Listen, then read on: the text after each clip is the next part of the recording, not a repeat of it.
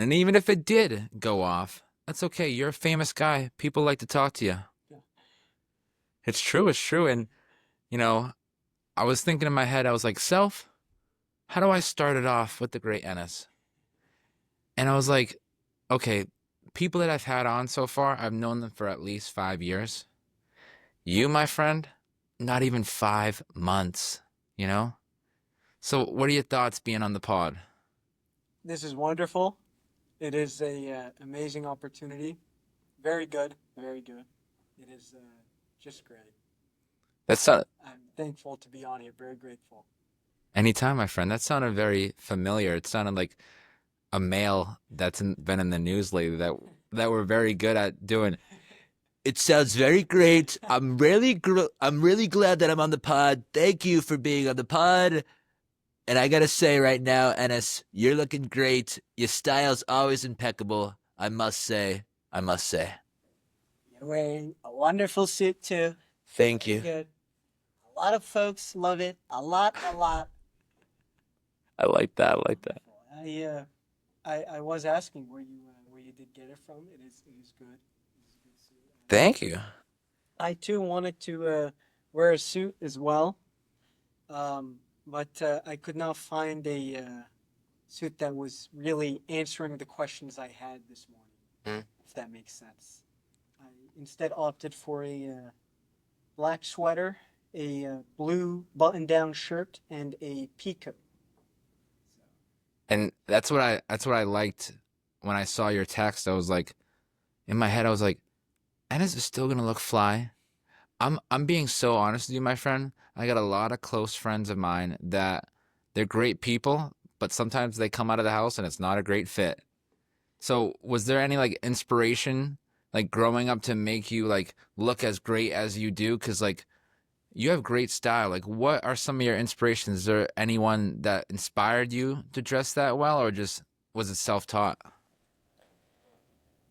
I suppose it was just the general business casual. Some would call it preppy. The formal wear of Europe in the West, which I've always found very alluring, Uh-huh. very fashionable. Mm-hmm. And I decided that it would be a great way to express myself. And I do have hopes of one day making clothes of my own. Ooh. What would the like company be called, you know? No idea yet. Okay. I was thinking of some names, but I want it to be a full clothing company. I Okay. would do regular clothing too, but I really am interested in different cultures and the way they bring their cultures alive with their clothing. Mm-hmm. And so I know in Norway, for example, on their national day, they all dress up very traditional clothing. Mm-hmm. The men wear their fancy suits, Like us. costumes. Not like that. It's A different style. different style. Different style. I don't know the name of it. The women they have fancy dresses, and it's very nice. I recommend. I think they do it in yes in Norway on their national day. Okay. They all dress up, which is. I wish we had a day here in the United States where we dress up. I don't know, like pilgrims or something like that. Something traditional keeps us rooted to our heritage as a people. Mm-hmm. It's funny you say that because what a coincidence. Me and our mutual friend Chris, we were in Plymouth for the rock that might not even actually be the rock, and not Dwayne Johnson, but where the Pilgrims came from, where they have with Plymouth Plantation. So what a coincidence that you mentioned the Pilgrims. I like how you mentioned with your future company, and that was a genuine reaction. I didn't know about that awesome pursuit that you're gonna do, and you're gonna be a rock star with it. It's a dream. It's a dream. That will come true. I'm gonna knock on wood, not going so I don't jinx it. I like how you mentioned, looking into a bunch of different cultures, so the diversity with it will bring a lot of positive eyes to the table. I like that, because I see me and you as people who love all different types of humanity, and I feel like the world needs more of that, you know? Where's where's some like inspirations on your like because I'm gonna be honest with you. You are very exquisite with your vocabulary. Yeah, see, I said that and I fucked it up. Vocabulary words, because we were walking over here and you said a word. Remember when I said we were walking over here and you said a word and I was like, oh, that's a nice word. You know? Have you always been great and rich with your wording, or? I have been reading a lot more in the last 2 to 3 years, Hmm. and I have picked up a lot of vocabulary that is a little bit archaic in some senses because most of the books I read are a little ancient. Okay. They're old books from, I think the latest I will read is maybe up until the 60s or 70s. But I prefer most of my books from the 1800s. I have recently been reading more books from the Renaissance. Okay. Wonderful books. I am researching Dante as well, so that's medieval literature. Hmm. And it's filled with rich vocabulary. So I did pick up some words. Our mutual friend Chris, I like to refer to him sometimes as my liege. Oh yeah, you use that in the text. Yes. I actually honestly screenshotted that text you sent where it said liege because it reminded me of how rich you are with your wording. Oh, thank you, sir. Yes, I many times, it's fun to say, "I beseech you, my liege." Yes. Um, and so it is definitely very rewarding to read older books because you get caught up with good vocabulary. Hmm. And I was actually talking to my independent study advisor. He is a translator. And we were having a discussion, almost an argument, because we disagreed Really? with each other.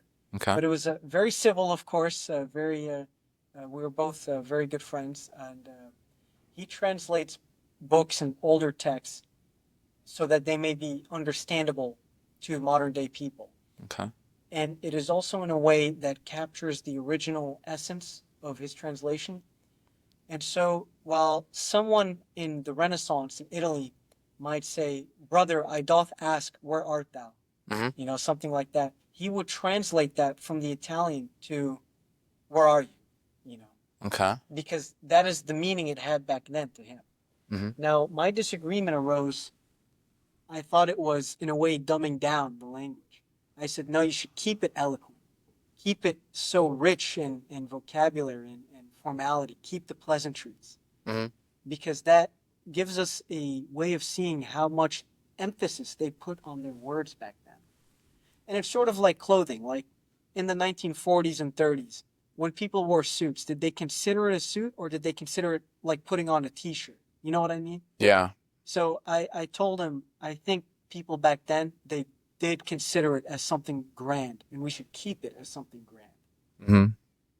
Yeah, because we look at people nowadays, like I see people over near where I live, like come into public with pajamas on, and I'm thinking, what a change compared to before. Before they would actually try to come outside with style, and it stinks that some people they're just putting something to put on. And you mentioning books, I really have to get into books more.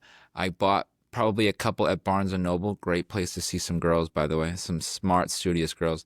And I bought some books, but I haven't like read them yet. So I don't want them like to collect dust. So you're like one of the inspirations that I have to start reading again. I have plenty of spare time, so that's why I spend most of it reading, Hmm. and it is a great way to pass the time. It's very rewarding. I gotta ask, what books were you interested in? What books did you get?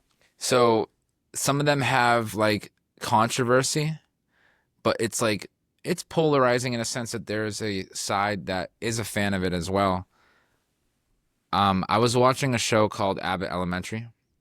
It's kind of like the modern version of The Office, and one of the characters was talking about how he got the book 48 Laws of Power, and the characters were like, "Oh no, no, no, no, no, no!" But maybe it was because they were working with kids and they didn't want kids to know about it or whatever.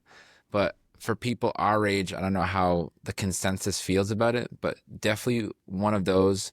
I have something from the same author, Robert Greene, called The Laws of Human Nature, which that aspect really induces my knowledge in a sense of I really like the idea of human nature on why people do what they do. Because I feel like people, they look at the action and not the reason for the action, whether it's positive or negative. Do you know what I mean?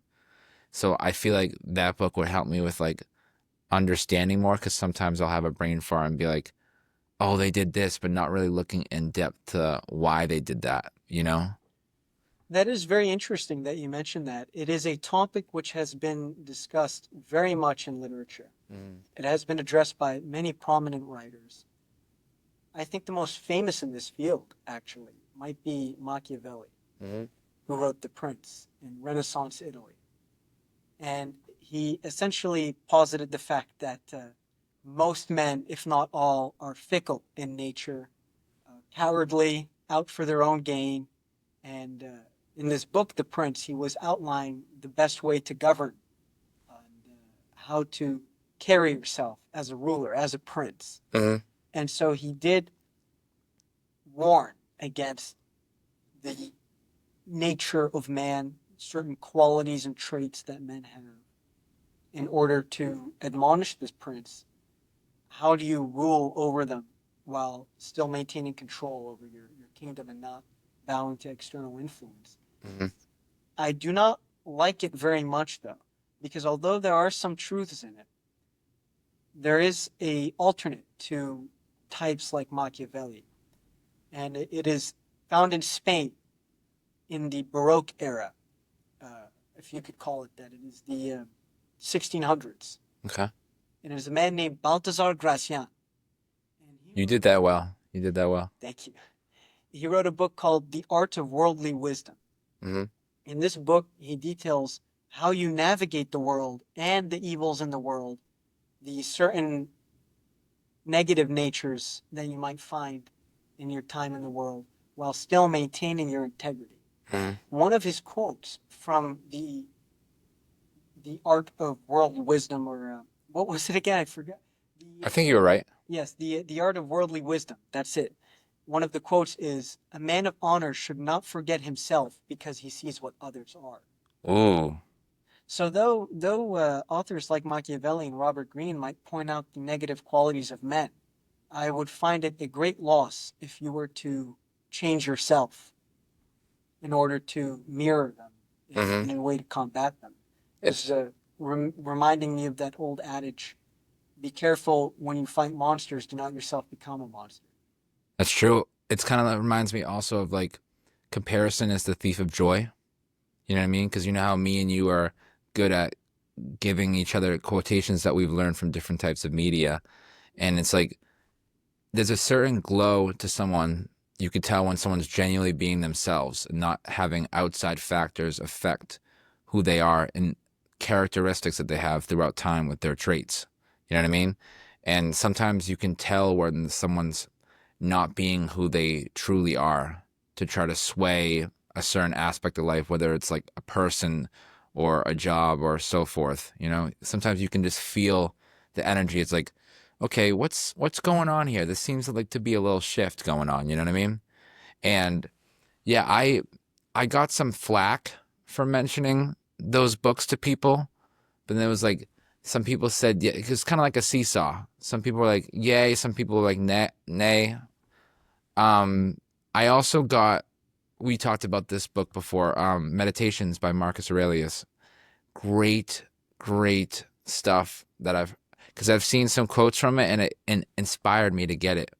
You know, really, it's good for the mind. It's good for the soul. It's like it's one of those books that never gets old in a sense because it's from a far back era, but where people are reading it in 2025 and being like, "Wow, I can learn a lot from it." Because we've been talking about it. What are your thoughts on that specific book? Meditations. Yes. Well, Stoicism is very interesting. Mm-hmm. It is very fascinating. And one of the things I find most fascinating about this is that Marcus Aurelius had many of the same tribulations, the same concerns as any regular, ordinary person might have today. But he was a Roman emperor. Mm-hmm.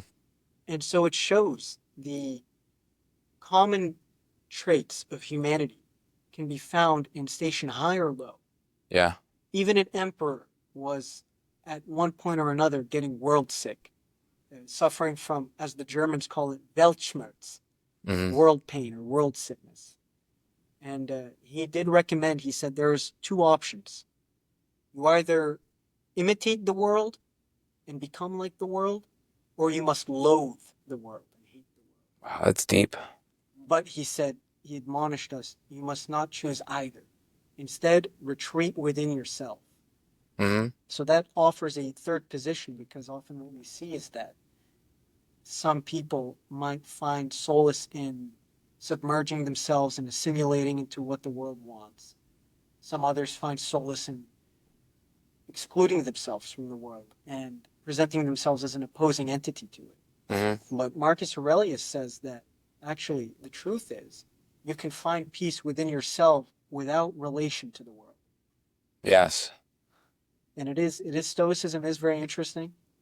I have picked up a book by Seneca, who was another Stoic philosopher, which I am reading. And one thing I like about the Stoics is that they want your reasoning faculty, Hmm. your agency, essentially, to always be asserted, so that you may always have control over yourself. And the Stoics, they caution you always to be wary of the sensual pleasures that come with the body, because these are distractions from your reasoning. Hmm. They are servile in nature, as Seneca called it. Hmm. What do you think of that, the body mind dichotomy? I think, in all honesty, like the mind is the most important part. I know it sounds pretty common, but it's true. It's all connected, because sometimes people can get sick from all the stress. People can die from stress. So if you have a certain way, a certain format of assimilating your mentality through adversity and good times, it makes things easier per se, because no one's life is perfect. But if you navigate towards that, it puts you a step ahead of other people, and not like a competition sense, but just sadly people who don't have those coping skills. And I remember, I'm gonna sound like a little kid with this. We were talking about stuff like um, the original social media of books, which I need to do that side of the seesaw instead of being on social media. But I actually learned about Stoics and Marcus's book through TikTok. So what I need to do now is turn off the phone and open up the book, because I don't know how you feel. The physical art is better than like someone reading the same thing off of like a Kindle. It's just one of my professors at BSU mentioned it so perfectly. It's like humans like weren't made to through the little computers. We made for like the physical aspect of it. So if we're just scrolling through the book, it will feel like we're just on like a text chain or something. But if you are reading the book, which is only meant for the book with no other distractions, that's what we were truly made to do, you know? And she gives out like pieces of paper instead of putting it on blackboard. It's like I feel like that's what we're missing. Less stuff like the malls, or just like the overall in-person aspect. Because what we're doing right now, some people wouldn't be able to do, because sadly of like social anxiety, or they're just so used to the phones and stuff. That's why when you told me that you no longer use social media, I applaud you for that. Because there's people that I know who are on a social media cleanse, and I give them props. My friend Josh, you would love him. I got to have you guys meet. My friend Kaylee, she's also on a social media cleanse. So maybe that's like a sign. You know how they do like third time's the charm? You guys are the like three people that I know that are also on a cleanse for social media. And I feel like there's more mental clarity with that. It definitely makes you more outgoing in person, because you're not getting your social dopamine hits from a phone. So you have to find a way to get it in person. Hmm. So it has made me learn to be more social in person, and be more present. I I would recommend it. And although I am sympathetic to your preference of a book, natural book, physical book, where you can turn the pages, I must say that there is a excellent resource for people who prefer rare books or older books, which is the Open Library at Hmm. Internet Archive. It's Oh. online asset. It's plenty of books. And these people, they scan these sometimes almost 800, 900 page long books, these volumes and tomes of books, where they will scan every single page painstakingly until they have the whole book done, then upload it with OCR search. OCR is, you've heard of that? It's a searchable text. So you get to, in the document, you get to search for a certain word instead of using the index or the glossary. That's convenient. It is very convenient. It's all up on Internet Archive, and it's a wonderful resource. So some books are so rare they're not even in print these days. Wow. So it's great to find these old books. The oldest book I have is, I believe, that is a genuine copy, not reprinted later. Hmm. It is from the Renaissance and the 1600s. I have some books written, some poetry books written by the Cavalier poets. Great guys. I recommend their poetry. Hmm. They write on topics of staying true to yourself, on adhering to the laws of your conscience, Hmm. and my favorite word they mention a lot is honor. Yes. Yes. And I found plenty of books of theirs on Internet Archive, the Open Library Internet Archive. I recommend it for people who are interested in rare books. So it goes back all the way from the 1600s, prints from the 1600s they have on there. Is it free? Totally for free Wow. because there's no copyright. That's true. There's no It's not like they can call up Leonardo da Vinci and be like, There you go. "Oh shoot." And there are books that they do have online still at Internet Archive, but you have to log in and borrow them, and you can't download a PDF from them. Okay. These books are often ones that are published so recently that there's still a copyright claim upon them. It is still someone's intellectual property. Okay. Because we are moving forward in time. There are some books that have been in the public domain now. Recently, there was a book, I forgot the title, but it is a Ernest Hemingway title Ooh. that has recently lost its copyright and is now up for free on the Internet Archive. Wow. Honestly, you put me on to that site. That changes exactly what I said, you know, 2 minutes ago, because not only the cost, but just the overall glossary, like you finish one, they have another one waiting for you. And, obviously I'm at the age where I'm done with high school and stuff. And where I'm going at with this is in history classes, I've heard about the Renaissance, and I honestly heard some names from you that we've done so far that I didn't even know about. You know what I mean? So that's just interesting to know that the academia, they'll mention certain names, but from this just conversation right now, I've learned names from you, my friend, that I didn't even know about. So it's like, what got you into that era? Because it sounds like it's a new interest for you, because there's a lot of pioneers in there. They didn't have the distractions of the phone, so they were more motivated than some people nowadays. Like Michelangelo, Leonardo da Vinci. I know I mentioned on the common ones, but like, what got you specifically into that flourishing era? Absolutely, it is definitely a flourishing era. I think it is very recent. You are right. It is very recent that I've gone into it.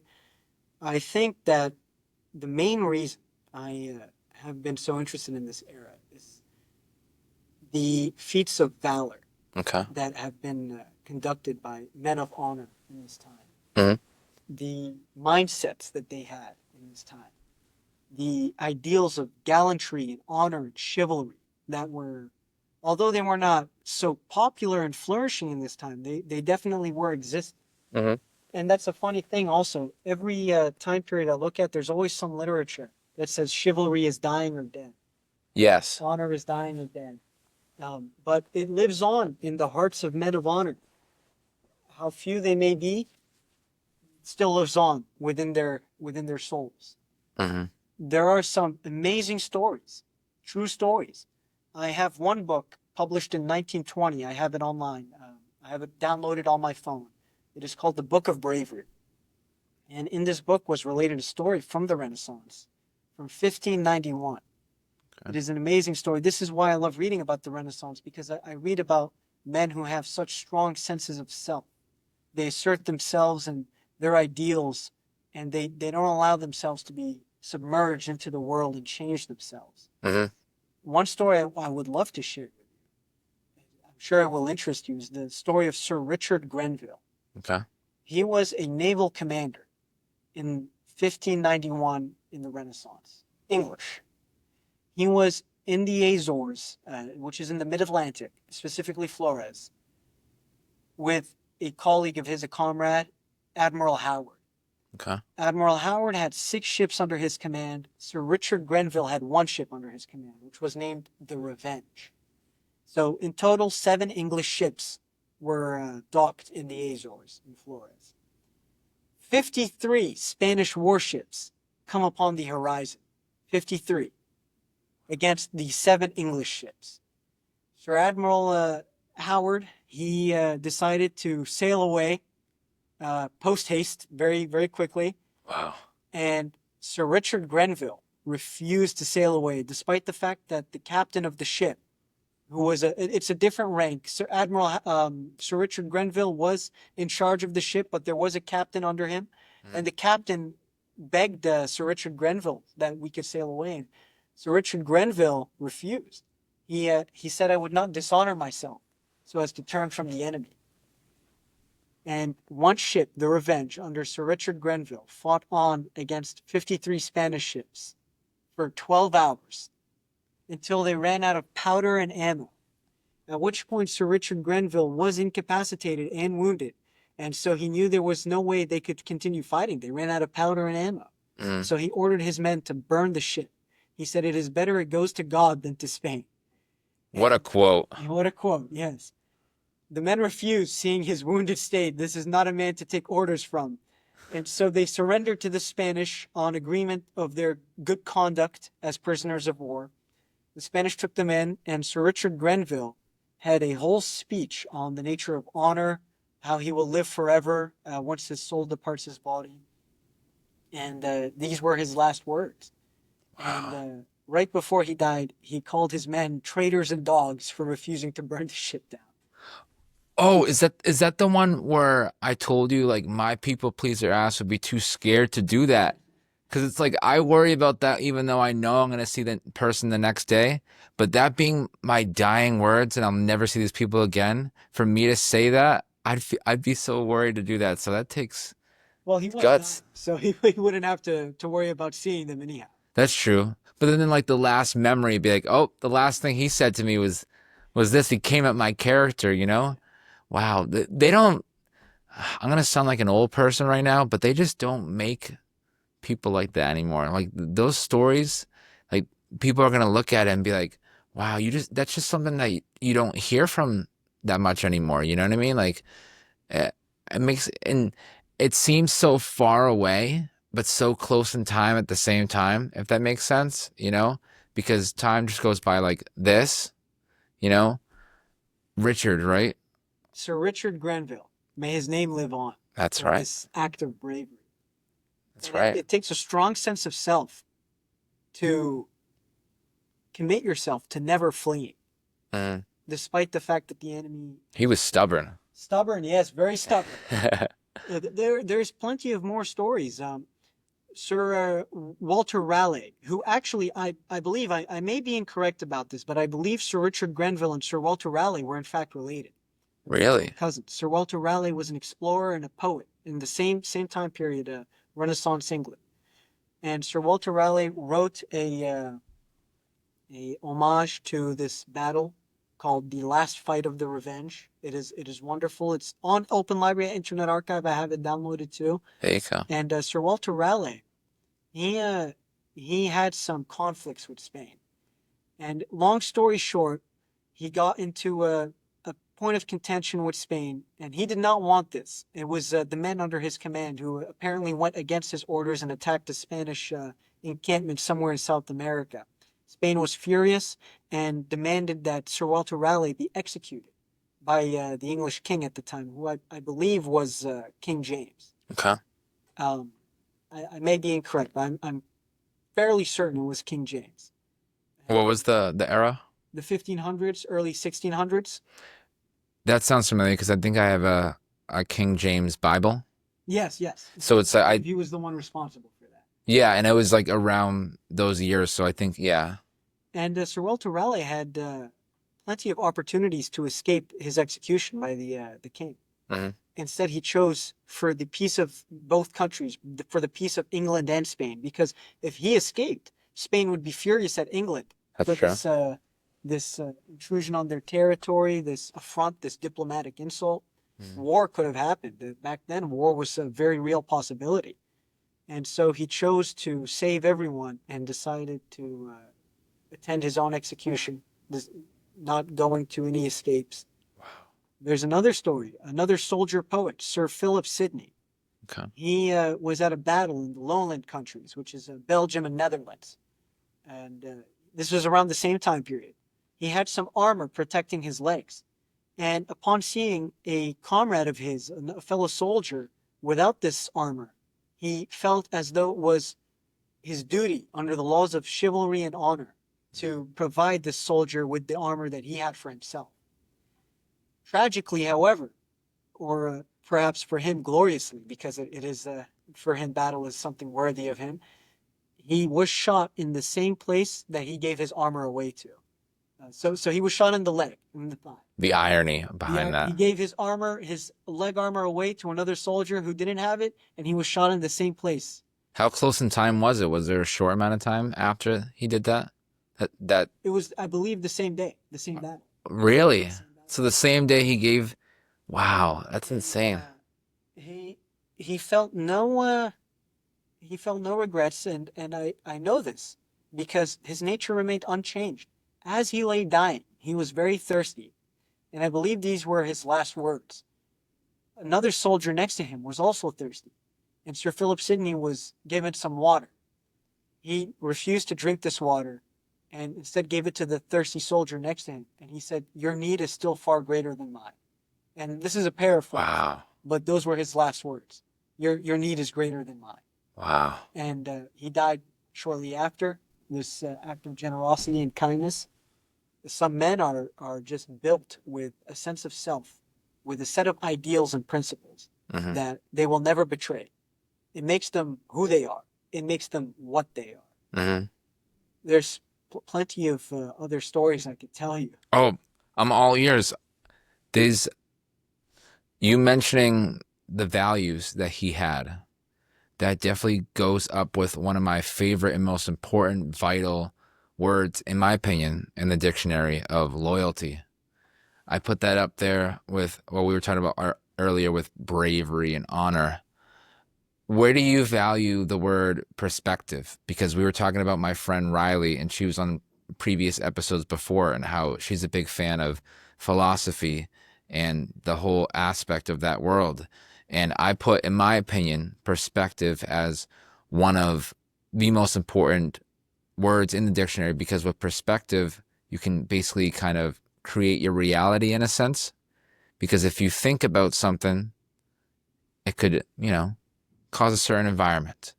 So where do you think perspective lands on the totem pole of words? Well, I do enjoy and I sympathize much with the Romanticist philosophies and Romanticist literature.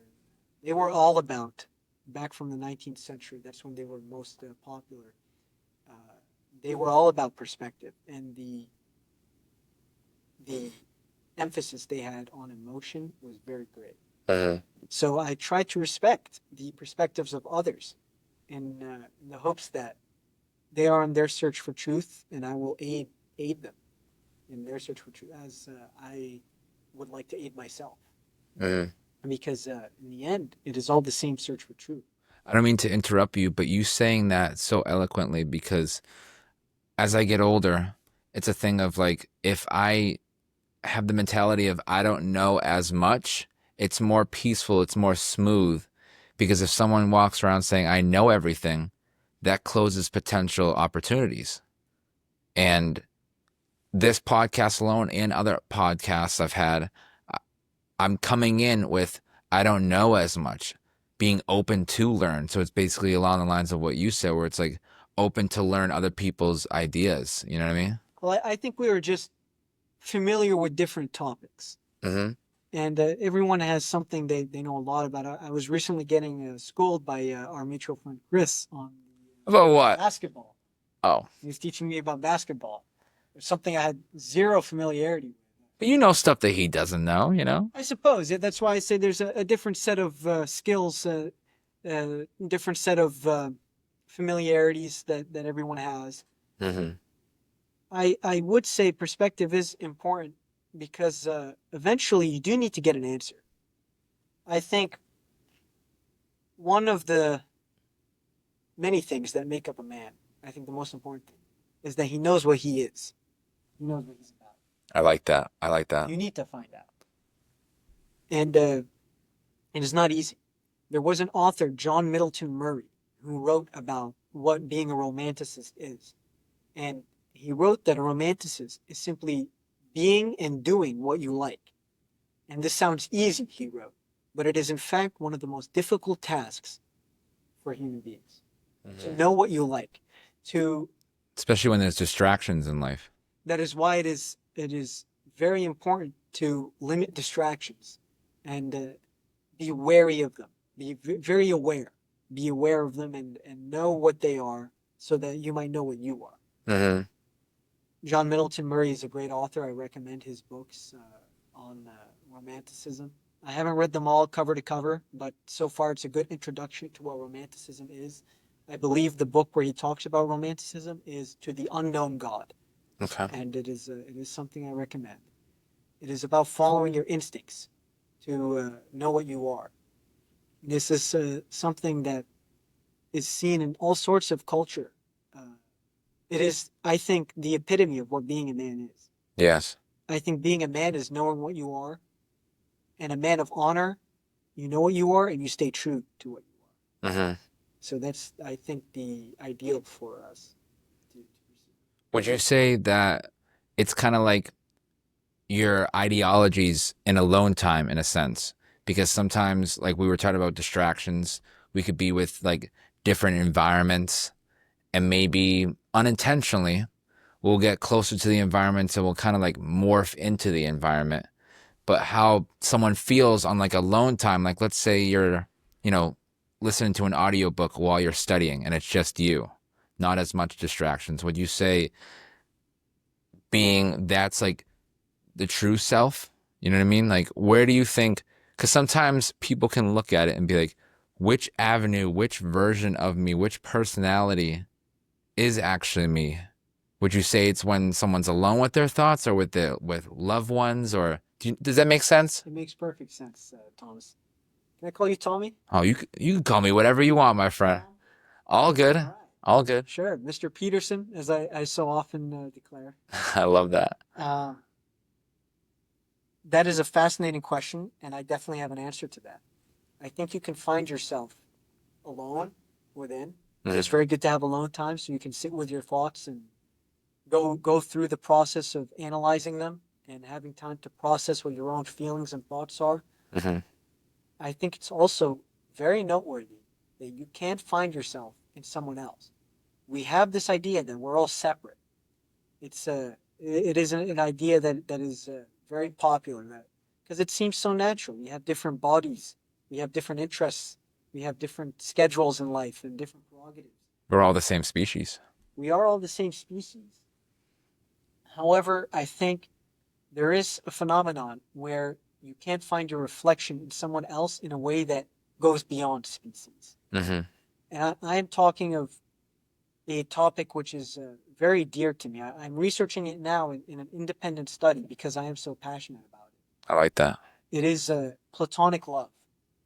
And you are able in platonic love. And the ethics of this are a little debatable. But essentially, it was some authors, most authors in fact, write about platonic love as a phenomenon in which someone positions and projects their highest virtues, something that they want dearly to become and actually ought to become. Mm-hmm. And they project these ideals and virtues onto another person. And so by loving this person, They are in fact getting to know and love themselves. And there's Ooh. yes, there was actually this idea is very popular in poetry and literature. There was one author. He is not a traditional writer. Okay. He is a mafioso. He was a godfather. I think the most powerful godfather in the United States, actually. His Interesting. name was Joseph Bonanno, Okay. and he wrote this book titled A Man of Honor. In 1983, he wrote this. And he wrote that he believes love is a process of self recognition, where you recognize your highest virtues, your highest values in someone else. And in that way, you yearn for unification, Mm-hmm. almost in the way a devout worshiper yearns for theosis with his God. You want to become one with the beloved Yeah. because that is your original innocent virtues that you praise so much that you find in the other person that really is your truest self. Mm-hmm. So it is an interesting topic. That answers your question, I hope, about whether you can find yourself with other people. I think if you have a form of platonic love, spiritual love with someone else, then you can definitely explore your own self. 100%. You mentioned that perfectly. I've talked to people about the idea of the person and how important that is, making sure that the right decision is made with the person. Because it's like, you know, having the self care, making sure the self care with yourself is good before you make the decision. Because if someone's not complete with, kind of goes full circle of people finding who they are as a person. Because sometimes I've seen cases where people haven't found who they truly were and they're unintentionally stressed about it. You know, a thing where like you're stressed about something, but you don't know the reason why, where life isn't, lifing the way they want it to be. So they think the answer for that is finding that person. When I've seen things where it's like, first you got to find yourself, first you have to have the self care for yourself, then find the person, because that could be a, a negative full circle in a sense of if someone doesn't find themselves, they could be negatively affecting the other person as well, Oh yes. you know? So it's like, would you say finding yourself before finding that person would be probably the right way? Or like, how do you go about that? The idea of that? Well, I think love has its own schedule, Mm-hmm. so it's not something you can necessarily manipulate yourself. However, I think it would be ideal. The best case scenario is to know yourself before you see a reflection in someone else so that you might better appreciate. Because then you could see someone who you think is yourself, but it really isn't, you know? And you could also find yourself through opposites. Thank you for mentioning that. You go first. You go first. Oh, yes. I love this. You go It was first. a couple of years ago where I first started really reading philosophy. Mm-hmm. I discovered scoundrels, if I might use that word. Mm-hmm. Just some evil in the world where I realize something stands in opposition to me or something is not me, something stands in contrast to me and my values and my ideals and principles. Mm-hmm. And that this led me to discover if I'm not this, what am I? Oh. And if I am so repulsed by this, I must certainly be something in contrast to it, perhaps an opposite. Mm-hmm. So when I did discover such horrors in the world as one might find when reading about military history or warfare, I realized how much I valued peace because I was so repulsed by violence. Mm-hmm. And that led me to discover my own principles and ideals. You saying the word opposite, it reminds me, how do you feel about the factor of, because you mentioned platonic love is one of the interests that you have in studying. One of the social experiments that I've been talking to people about is the thought of sometimes opposites attract. How do you feel about that? Because at least socially, I've noticed it with maybe like maybe introvert, extrovert type vibe. How do you feel about that? Because I know, I don't mean to interrupt. I didn't even start speaking. Go ahead. I know with me, so I've had five exes over the years, over my 25 years. And I've noticed one extrovert and then four straight introverts. So it's like I've noticed the what's it called? The opposites attract sometimes, at least with that. So how do you feel with that? You know? Do you think it varies on the person or it just happens to be like a coincidence or I think opposites can attract in personality types, Mhm. but I am very skeptical that opposite natures could attract each other. Okay. So, a man who has a certain set of principles and a woman who has another set of principles that conflict, I do not think that they will attract each other in an organic way. Perhaps they might attract each other in other ways, but I don't think it would be something that I would call spiritual love. Because I think spiritual love is, as one Greek philosopher put it, when one soul is split and put into two different bodies. There must be some similarity, some common ground. Mhm. Yeah, I probably worded it differently. Socially, yes, they can like, you know, feed off of each other if that's the right way to put it. But that actually is true the way you put it, where it's like kind of like behind closed doors, behind the scenes, the true values that they bring to the table. You know, because someone could be, quiet with a more of a yapper per se to have on the other side of two partners, but who they truly are with their beliefs. Do you know what I mean? I think that's what you're saying, where it's like socially, yes, if they're different, they can coexist. But if, like, let's say randomized, there's some, relationship out there where it's like one of them is trailblazing when it comes to high values. They really, really want to succeed in life. And that's their main goal of just having an overall successful life. Because the idea of happiness is subjective. It depends on who you ask for it. So they just want to be happy. They want to succeed in many different formats.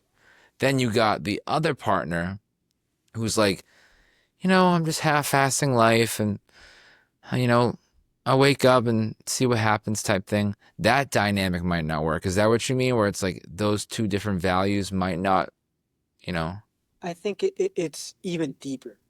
I think if there, I love, love, love this topic. So I'm all ears, my friend. I love it, honestly. I'm happy that you are enjoying it. The idea of the person. So trust me, I'm all ears, my friend. I'm all ears. There are some people who are fundamentally different and so different in nature that I think they will have opposites that they cannot organically coexist with. Mm.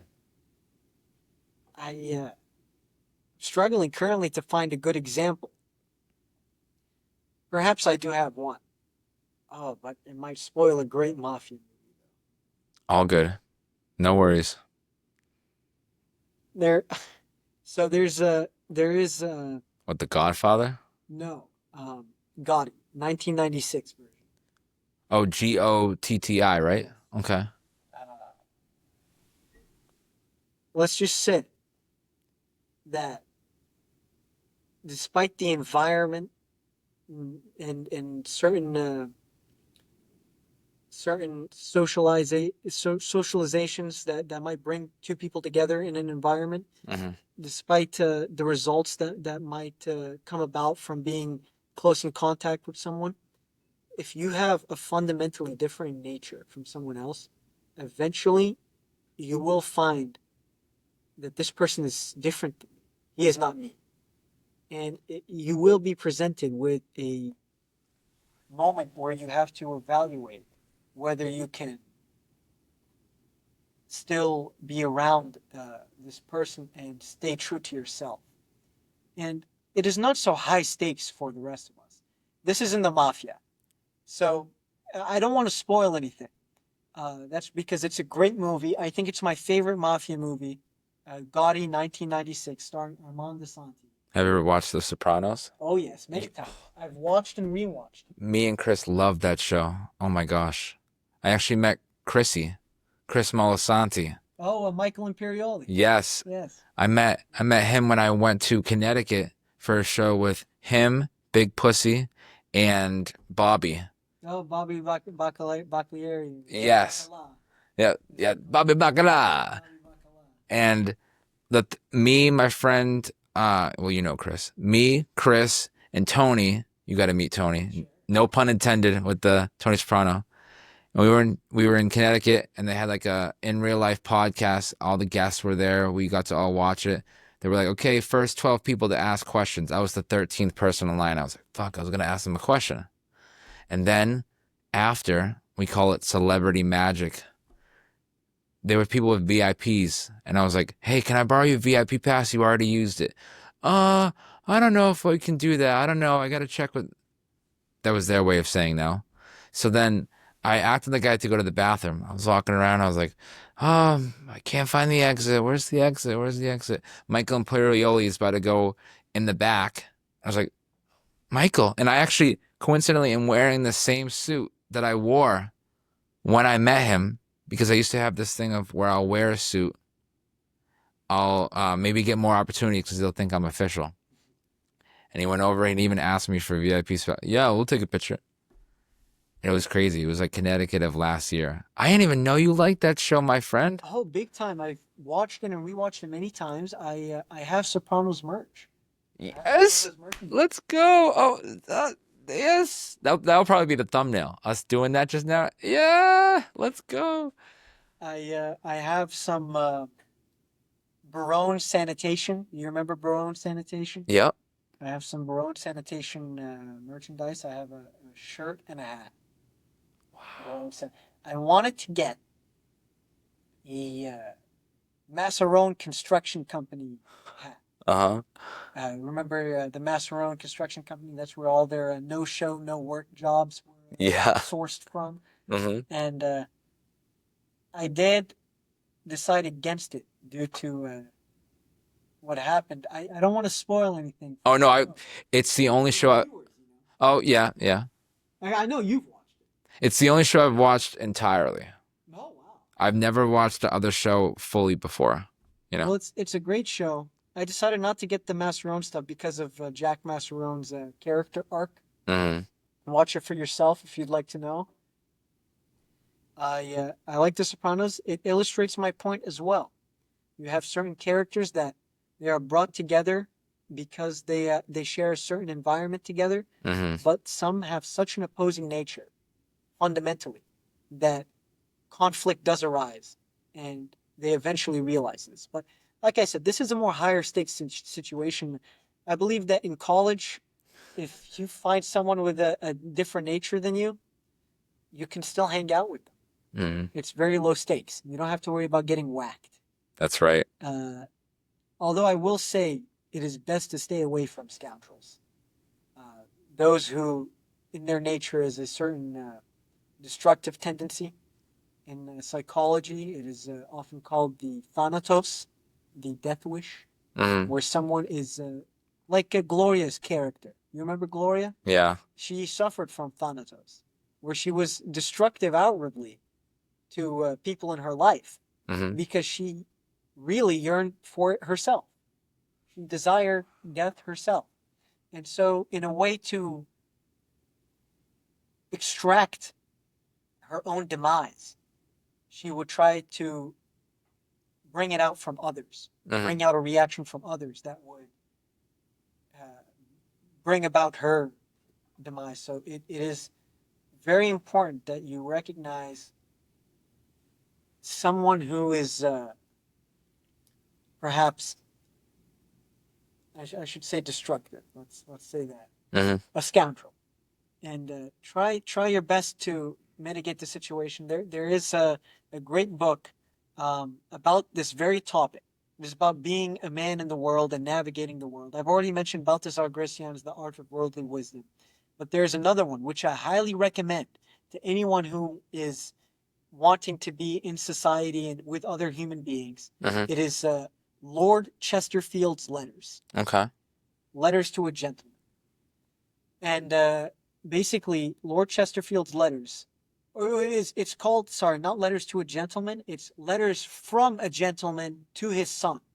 And Lord Chesterfield is writing to his son in the 1700s, and he is writing to him about how to behave and how to carry yourself in the world. And he said, when you meet scoundrels, it is best not to oppose them openly, Okay. but to appease them openly and to keep them appeased and happy so that they might not turn their anger and destructive tendencies towards you. Mm-hmm. It is best not to get too close to them because that will inevitably lead to them having more influence over you, and that is never good to have a scoundrel so close to you. Some say keep your friends close, but your enemies closer. I frankly disagree after reading Lord Chesterfield's letter. It is best to keep a respectful and polite distance. How do you feel about the ideology of the enemy and my enemy is my friend? I think that is a ideology which relies on necessity. And I think that ideals should always be above necessity. Mm-hmm. In the English Civil War, a man who I personally consider to be somewhat of a scoundrel, and I can say this because this is ancient politics. I'm a very apolitical person, but Oh, for recent politics? modern stuff. But when it comes to history, I'm allowed to be political.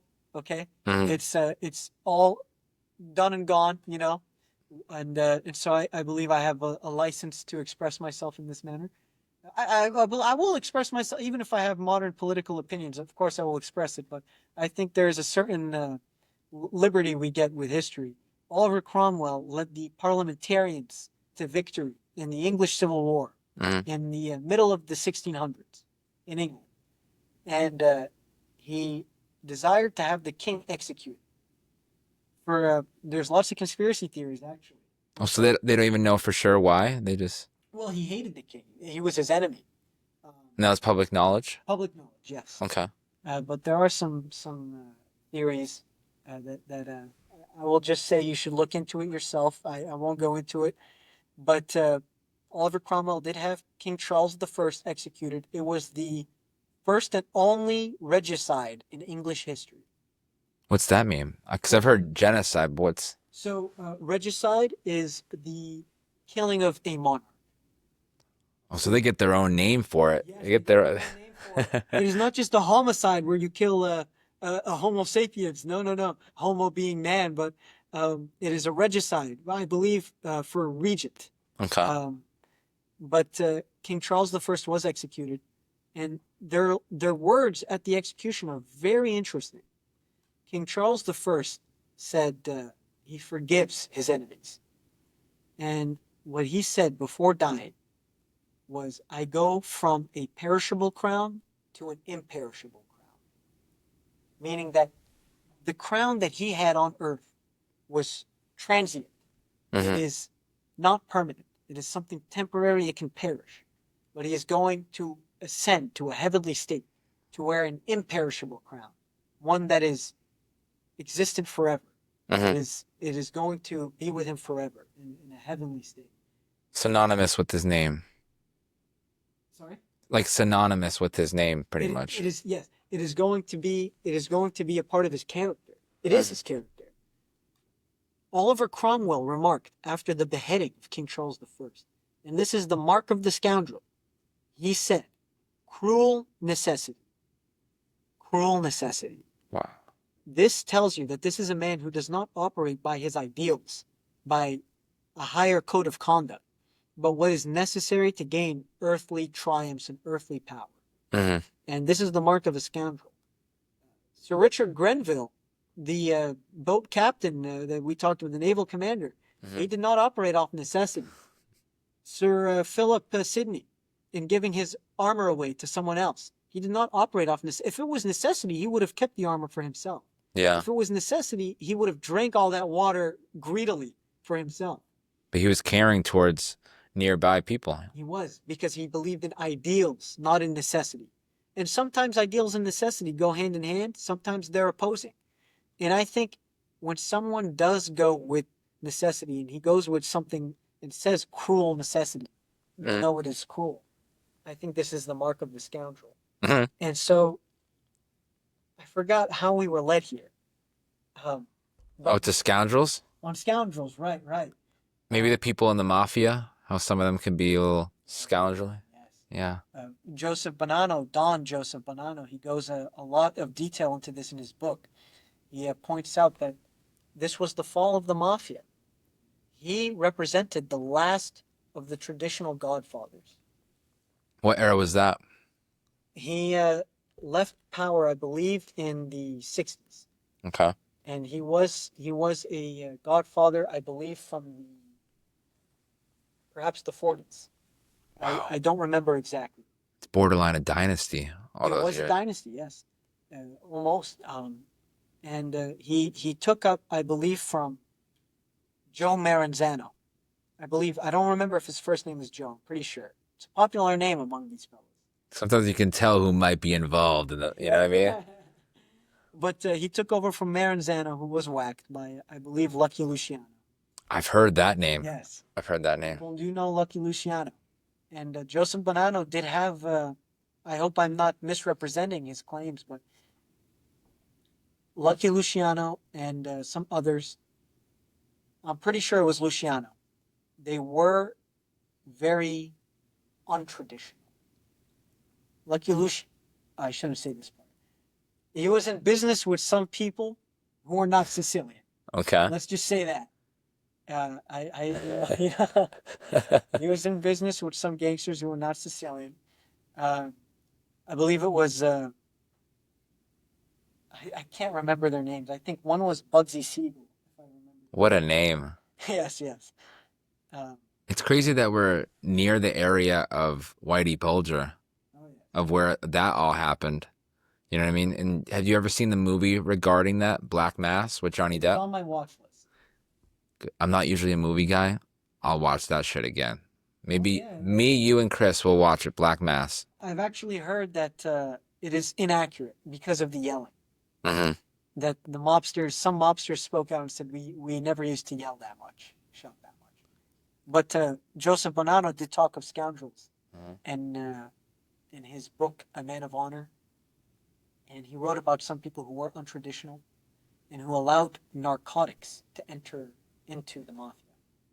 So that wasn't the original goal. It just happened to be like that? Oh, yes. It Oh, was I know that. a horrible war that happened. They call it the Bananas War after Joseph Bonanno. Bonanno had refused. Absolutely. This is in part where the plot of The Godfather comes from. Bonanno had refused to use narcotics in his business, to distribute narcotics. He believed it was dishonorable, very unworthy of a mafioso. Mm-hmm. And he wrote of scoundrels that were seeking only money. Necessity. Again. It's necessity. Bunch of worldly desires. Worldly desires, absolutely. There was, since you mentioned Whitey Bulger, there was another gangster who wrote a book about this topic, John Shea. Really? He's from Boston, yes. He was a part of Whitey Bulger's outfit. I believe he was a lieutenant, in fact. He was being schooled by Whitey Bulger on how to run the business, how to be a man. One of my uncles, like my grandmother's brother, his first name was John. I never got to meet him, but I think he was one of the people working for the police who was, I think, investigating the Whitey Bulger case. So what a small world, you know what I mean? It is interesting. And John Shea was furious when he found out that Whitey Bulger was, informing his friend in the FBI. Because there was connections between the two, right? Bulger had a connection with an FBI agent. That's wild.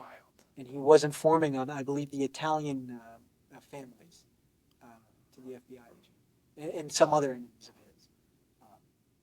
his. It has been a long time, I should say, since I have read up on the mobster history that is out there. So I may have misrepresented by accident. It's not my intention, but I am fairly certain of what I have said. The veracity of what I have said is, and I'm sure I will be vindicated on this, that it is true. John Shea, he wrote a book. It's a great book. I recommend it. It's called Rat Bastards, where What a title. it is about the scoundrels, whom he calls the Rat Bastards. Mm-hmm. And he dedicated the book to... Or in the Sopranos, they'd be like, oh, you cocksucker. Yes. The Sopranos had their share of scoundrels too. Mhm. That's something interesting about the show is how you manage that. Uh, there are some scenes that are very enlightening as to how people navigate the world. Mhm. These people have to be on their toes all the time. They have to know how to behave with a scoundrel. And Like Richie Aprile. Richie Aprile, Yeah, he's a scoundrel. Richie Aprile, I would say some of the biggest scoundrels on that show. Ralphie. Ralphie comes to mind. Ralphie comes to mind. Um, what's her name? What's Tony's mom's? That's a scoundrel. Get ready for this, because we have a meeting after whenever we're done with this legendary podcast. We have a meeting with Chris after this. Indeed, we do. If we remember, we're gonna confront him how I think he told me that Janice is his favorite character on The Sopranos.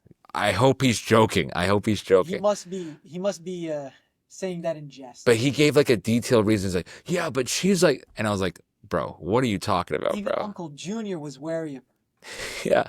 He always counted his change when he was next to her because he had a reputation of stealing.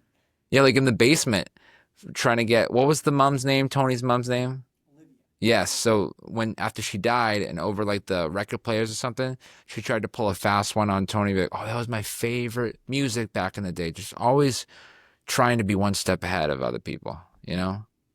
Yes, it's definitely when I watch The Sopranos, and I've had to stop watching sometimes because although it is a funny show, very engaging, very entertaining, it is depressing Yeah. because you see how some people don't know how to deal with scoundrels, and it's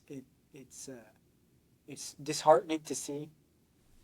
Um, it's I can't think of any examples right now of. I'm sure there's plenty.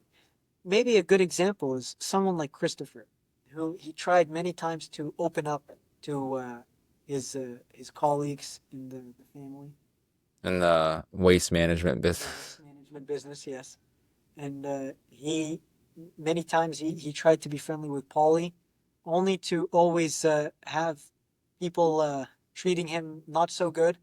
I remember one time where I think Paulie and the rest of the gang were making fun of Christopher after Christopher was talking about something he was very happy About the acting, right? about. No, not that. It was something else. And Is that when he they were threw all laughing. and he threw the sandwich, right? No, that he when he threw the Sado Avito, he called him "you parade float." Oh, I remember That that. was after Adriana was in the car crash with Tony. Mm-hmm. Oh yeah. Tony might be the biggest scoundrel on the show. Especially towards the very end, you know? Oh, yeah.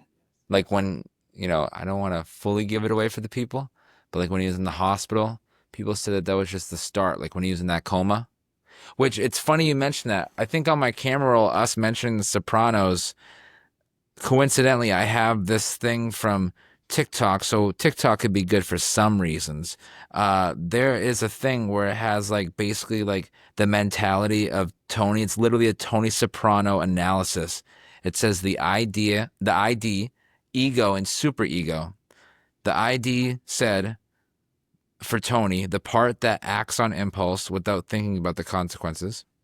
The ego, the part that tries to meditate between what we want to do and what is accepted in reality.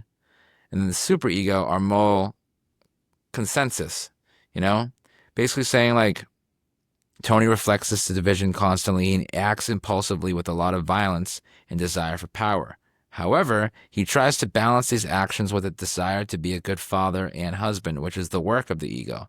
The superego appears in his moments of guilt and anguish, especially in the sessions with Dr. Melfi, where he feels remorse for the things he's done, but struggles to change.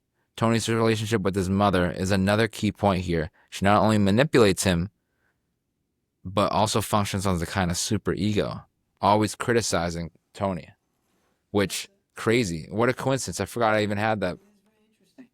I love the psychological analysis on The Sopranos. That is a big theme in The Mhm. Sopranos, the psychology. I mean, it all revolves around Tony getting psychiatric help from a therapist. Mm-hmm. And I believe Tony and many other characters in the show do suffer from what I mentioned before about Gloria, uh, about Thanatos. Mm-hmm. Thanatos was the Greek god of death. That is why it is called Thanatos. It is people who are possessed by this death wish. So I think when Tony acts impulsively on his anger, in reality, it is projecting a sort of self hate, where he only wishes the world could strike him dead in return. Mm-hmm. And I think that is something I picked up on while watching The Sopranos. It is very interesting. There is a scene when Tony is, in fact, in a fight with Gloria, and he's choking her. And Gloria says, "Kill me." And that's when Tony realizes this is something that is, he is dealing with a death wish here. Not someone regular who opposes him and wants to live. Mm-hmm. And I think Tony might have gotten some reflection of himself back in that. Maybe some reflection of the other characters in his life, too. It's important in Sopranos to look at people who are doing, and this is a topic I'm very interested in. I actually wrote a proof about this, about people who are more into acts of preservation or construction, Mm-hmm. creation, and people who are into acts of destruction and degradation. Mm-hmm. This, I think, tells you the difference between the scoundrel and the man of honor. Uh, I like how you put that all together. That was smooth. thank you.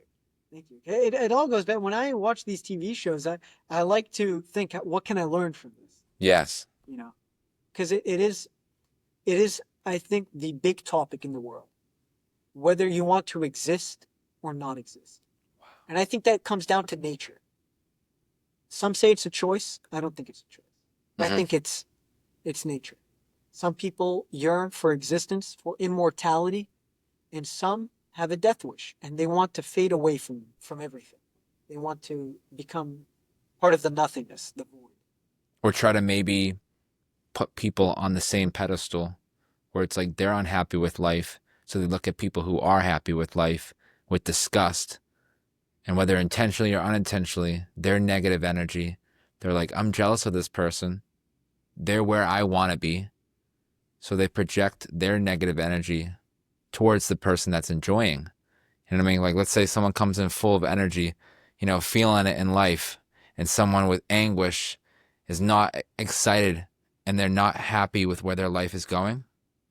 And they're like, they react negatively.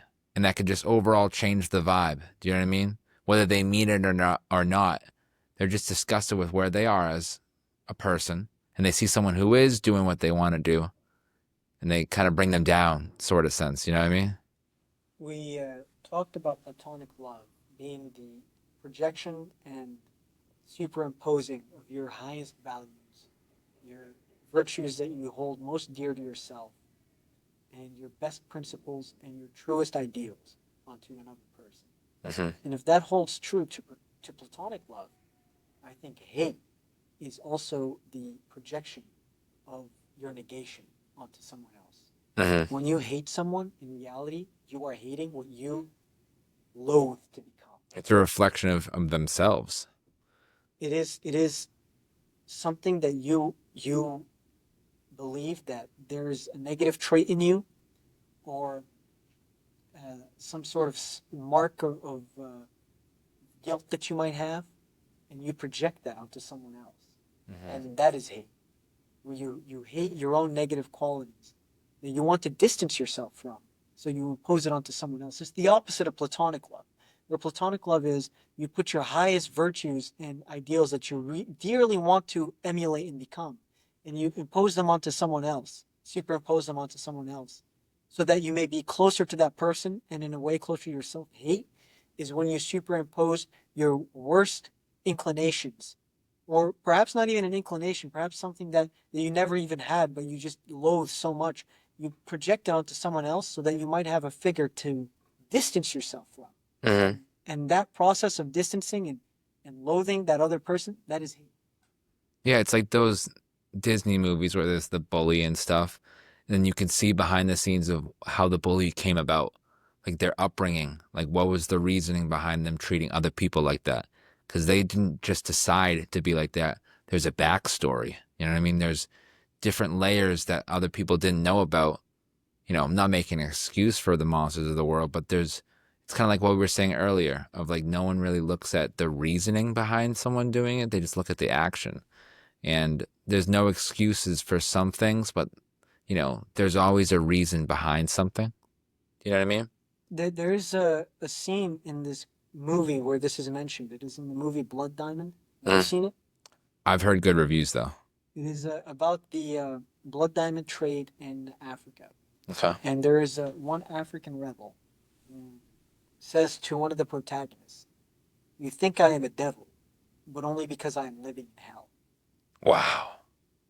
So it is alluding to that argument of nature versus nurture, whether someone is born a devil or whether exposure to a hellish environment could make them a devil. And I was talking to our friend Chris about this in the Arnold Arboretum, and we did disagree. I believe it is mostly nature. I think nature, the soul, I believe in the soul. The materialists do not. In philosophy, materialism is the belief that we are first and foremost, in fact, in totality, molded by our senses and the environment. And I totally oppose this. I think that our soul decides and directs our actions. And if the soul decides and directs our good actions, so in turn, if someone does something bad, we must assign the soul a certain responsibility. And this is not to say that someone can be totally bad. There is an author, a writer from the 1900s named Giuseppe Tucci. He was Italian, and he wrote on I Hitler. figured. We like the Italians. And he wrote in one book titled The Art and Practice of the Mandala. It is a Buddhist concept. And he wrote that there is a centrifugal force in man Mhm. and a centripetal force in man. And these two forces are in opposition to each other. Centrifugal, meaning taking you out of yourself. It is something that is drawing you outwards. And centripetal, bringing you inwards. Something drawing you inside of yourself, towards yourself. And I would call the centrifugal force the death wish. It is the yearning to be nothing, the yearning for death, unconsciousness, and non-existence. With no like inspiration for life per se, like no urge or spark to get things going.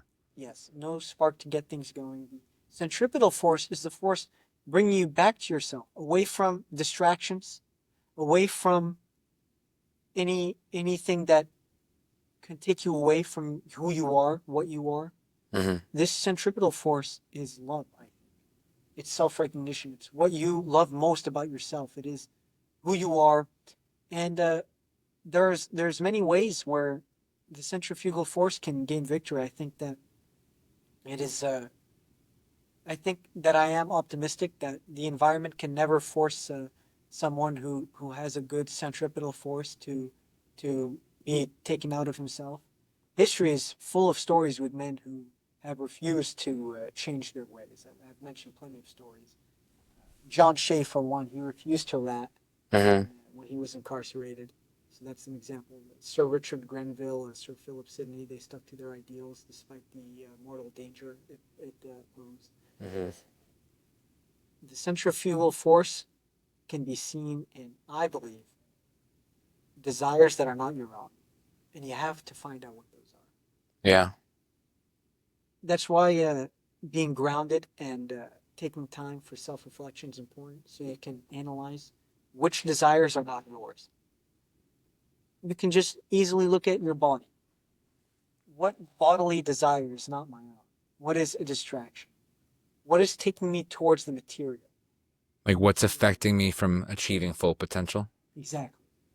And oftentimes it is a self-hate that we gain from being affected when we are still sensitive to the environment. So it is important to stop being sensitive to the environment and to retreat within yourself, as Marcus Aurelius said. I could go on and on. Oh, all good, my friend. I guess you could say you're on the podium, you know? Yes, yes, I am on the podium. It is a pleasure indeed. I must reiterate. It's kind of like you're saying like embracing the environment, kind of like a not what it's doing to me, but what is it teaching me? Do you know what I mean? Is that what you mean? You could definitely learn from the environment. Um, Like kind of like the adversity where it's like, what is this tough moment? Like, why is it here? Not thinking like that, like getting out of the way sometimes, but maybe like, what is the lesson I can grasp out of this adversity? You know what I mean? it is definitely you're talking about the same thing as I am. It's Mm. learning from the environment, but not letting it change you. It takes me to a quote from the Boston mob movie, The Departed. It's a great one. I recommend it. It's kind of recent, right? In the 2010s? I think 2011. I'm not sure. Okay. Frank Costello, the one of the main mobsters in the movie, he says in the beginning, "I don't want to be a product of my environment. I want my environment to be a product of me." That, ooh, that's a great quotation. And that's actually a perfect segue because us talking about environment, it reminds me of something that we've had a lot of great talks. Like I said, I've only known you for less than half a year, but we've already had a lot of great It's been a talks. fun ride. I'm Exactly. glad I've gotten this chance to get to know you. And more to come, my friend. Of course. So the thing about like environment is one of the things that really fascinates me because I met Chris at a summer camp. I did summer camps until 2022. I love all the kiddos and most of the staff. Where I'm going at with this is it was kind of bittersweet to be done with that era of my life working with kids. But I noticed after leaving that environment, I became more self aware because that environment was kind of not pulling me in the direction that I wanted to go, where I wasn't the best at discipline with the kiddos. I wanted to be like a fan favorite. And I noticed it was kind of hensing my potential of unlocking other doors that I needed to do with kind of like maybe I was maybe procrastinating more, from that environment. So it's kind of like I left that environment and became more aware of who I truly am as a person type thing. Do you ever have moments like that where like a big era of your life happened because you left an environment and you're like, wow, this is the blueprint I've been looking for that's been hidden behind like a safe per se. Do you know what I mean? Oh, absolutely. I have had a few experiences where I took time to evaluate my environment Mm-hmm. and my relation to it, and it has led me to conclude that I need to be aware of the fact that we have agency. We have our own desires, and we need to be able to carefully and accurately locate the desires that are artificially induced in us, whether by our body, whether by our environment, whether by the media. Mm-hmm. And this is the big thing about advertising. I was talking about this with my religions of Asia professor. He was teaching us about this in class about how environment, the advertising industry, tries to produce fake desires in you that you didn't have before. And this is a way of viewing it that's very common and relatable for people. I think something even more relatable is looking at our body. What desires does our body have that are belonging to, as one author put it, Nicholas Berdyaev, he was a Russian philosopher, what belongs to the genus and what belongs to our personality. The Mm-hmm. genus being the animal, the species of humans, of earthlings. What belongs to the personality? What does Thomas want as opposed to Thomas's body, or as opposed to the necessities of your human character that you have? Like basically like an impulse decision in the moment that people think is important compared to down the line what actually will get you to those goals. Yes, and it is sometimes the impulse, the decision can be an accurate portrayal of your actual yearning in life. Mm-hmm. But I often find myself interested with addiction. Uh, how addiction is a problem with some people. You can be addicted to any sort of thing. You can be addicted to social media. You can be addicted to eating food, for example. Sadly, that is me sometimes. Sadly. Yes, gluttony is something in this age of plenty. And I'm very grateful to have food readily available. I have some pasta actually off screen right there that I'm thinking about presently. Just like that picture you sent, you know? Yes, yes, it was a great pasta I had a couple days ago. I believe it was last weekend. Hmm. Spaghetti with homemade Alfredo sauce. It was angel hair spaghetti. And I remember you sent me a message. You were like, I'm sorry I didn't reply sooner. I was enjoying my meal and I was thinking, I wish that was me because you were in the car with me and Chris. I didn't eat the whole day and I sadly did my gluttony Peterson. I chomped down that shit so quick. And you, like a bunch of other people, tell me, Thomas, enjoy your food. It's not going anywhere. You know what I mean? Enjoy your food, relax. Me, I was like, but you do it perfectly like that. Thank you. It's good to savor the food, and it's also good to not be so voracious, Hmm. not to be so greedy with it. Um, and it is a point I want to make that it is very important for us to be temperate, so that we may remind ourselves that we are in charge, not the body. The body's not in charge. Hmm. Mind over matter. Yes, that's actually on my camera roll as well. Wonderful, wonderful. It's definitely a fascinating topic. All the philosophies eventually arise at this point. Hmm. Do you want to exist or not? This is the big question. I like that. If you don't want to exist, the easy way to stop existing is to stop thinking about what you want and to do what anything else wants. That's the way to go about not existing. If you want to exist, if you want to assert yourself, if you want to be a man and assert yourself, you need to know first and foremost what you like, Wow. and you need to do what you want. And this sounds so simple, but it's not. To find out what you really want is the great question of life. I'm gonna think about that quote that you just said, honest to God, when I'm looking back at podcasts and be like, I don't know about that. Should I keep it on? What are people gonna think? Nope. I gotta think about me because I'm all I have. I have loved ones. I have family, friends, future wifey. If you're out there, what's up? Mother to my kids. Uh, but it's like most importantly, I gotta make myself happy, you know? Thinking about like, no, I'll keep it on there, you know?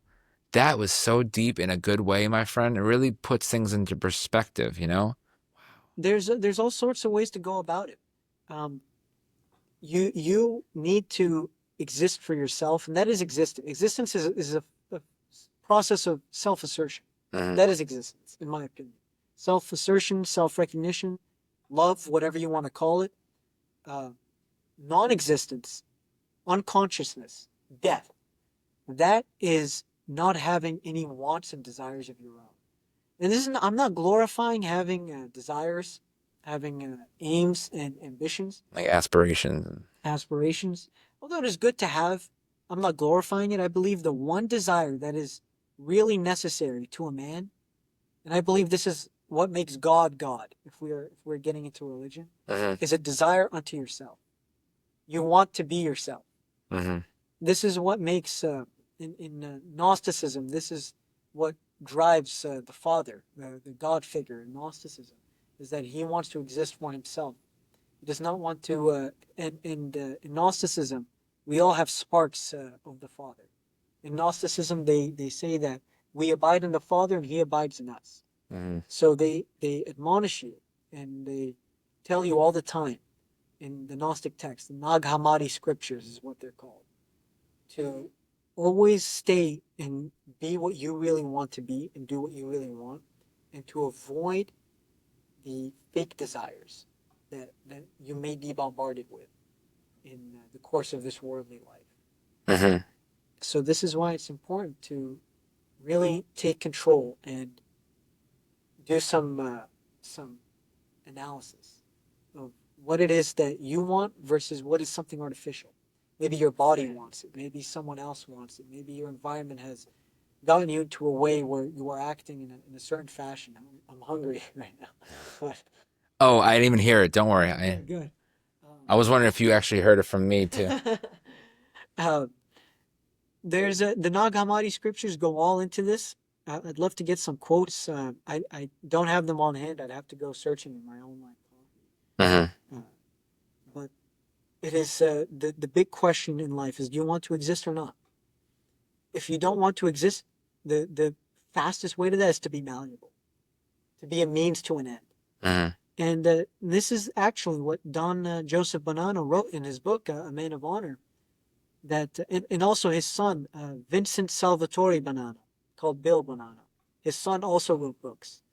And both of them agreed that what the thing is about being a rat, why the old traditional mafiosi had a problem with being a rat, it's not that it's just bad for business. It's that you are becoming a means to an end. You're becoming a tool, an instrument of others. Mm-hmm. And you lose what you want, and you are doing what someone else is imposing upon you. You lose your agency in this act.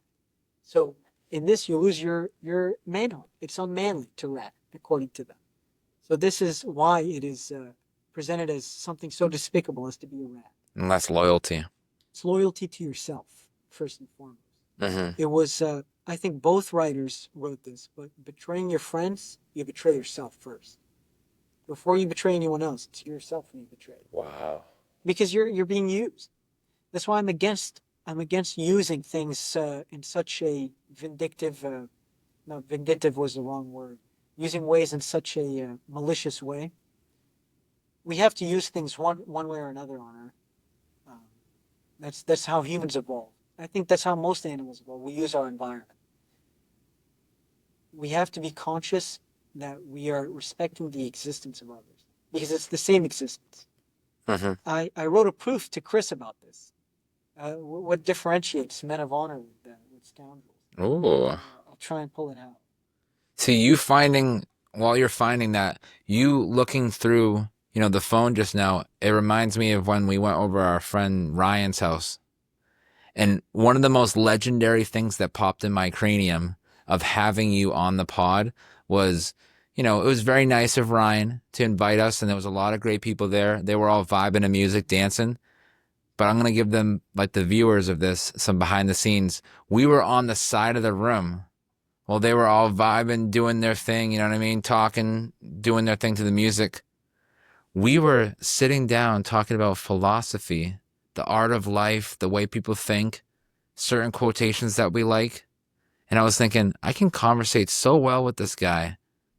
On such little time that we've known each other, I got to get him on. Oh, for sure. Ooh, I see that big bubble. What we got? I like. Look. Ooh, holy I shit. sent this to Chris. Let's go. What's on there? What's on there? It's a very rudimentary and basic. It's a logical proof as to why men of honor are strangers to the world. I have 1% battery, so I'll try and be quick. Oh shit. Oh, I have the portable charger right here. Cool, Do you have a USB-C? I have a lightning connector. Which one is that? This is an iPhone 7. Oh shit, it won't work. So it goes like this. And this is what we've talked about already. Okay. There is present a will to annihilation and a will to assertion, a will to death and a will to life.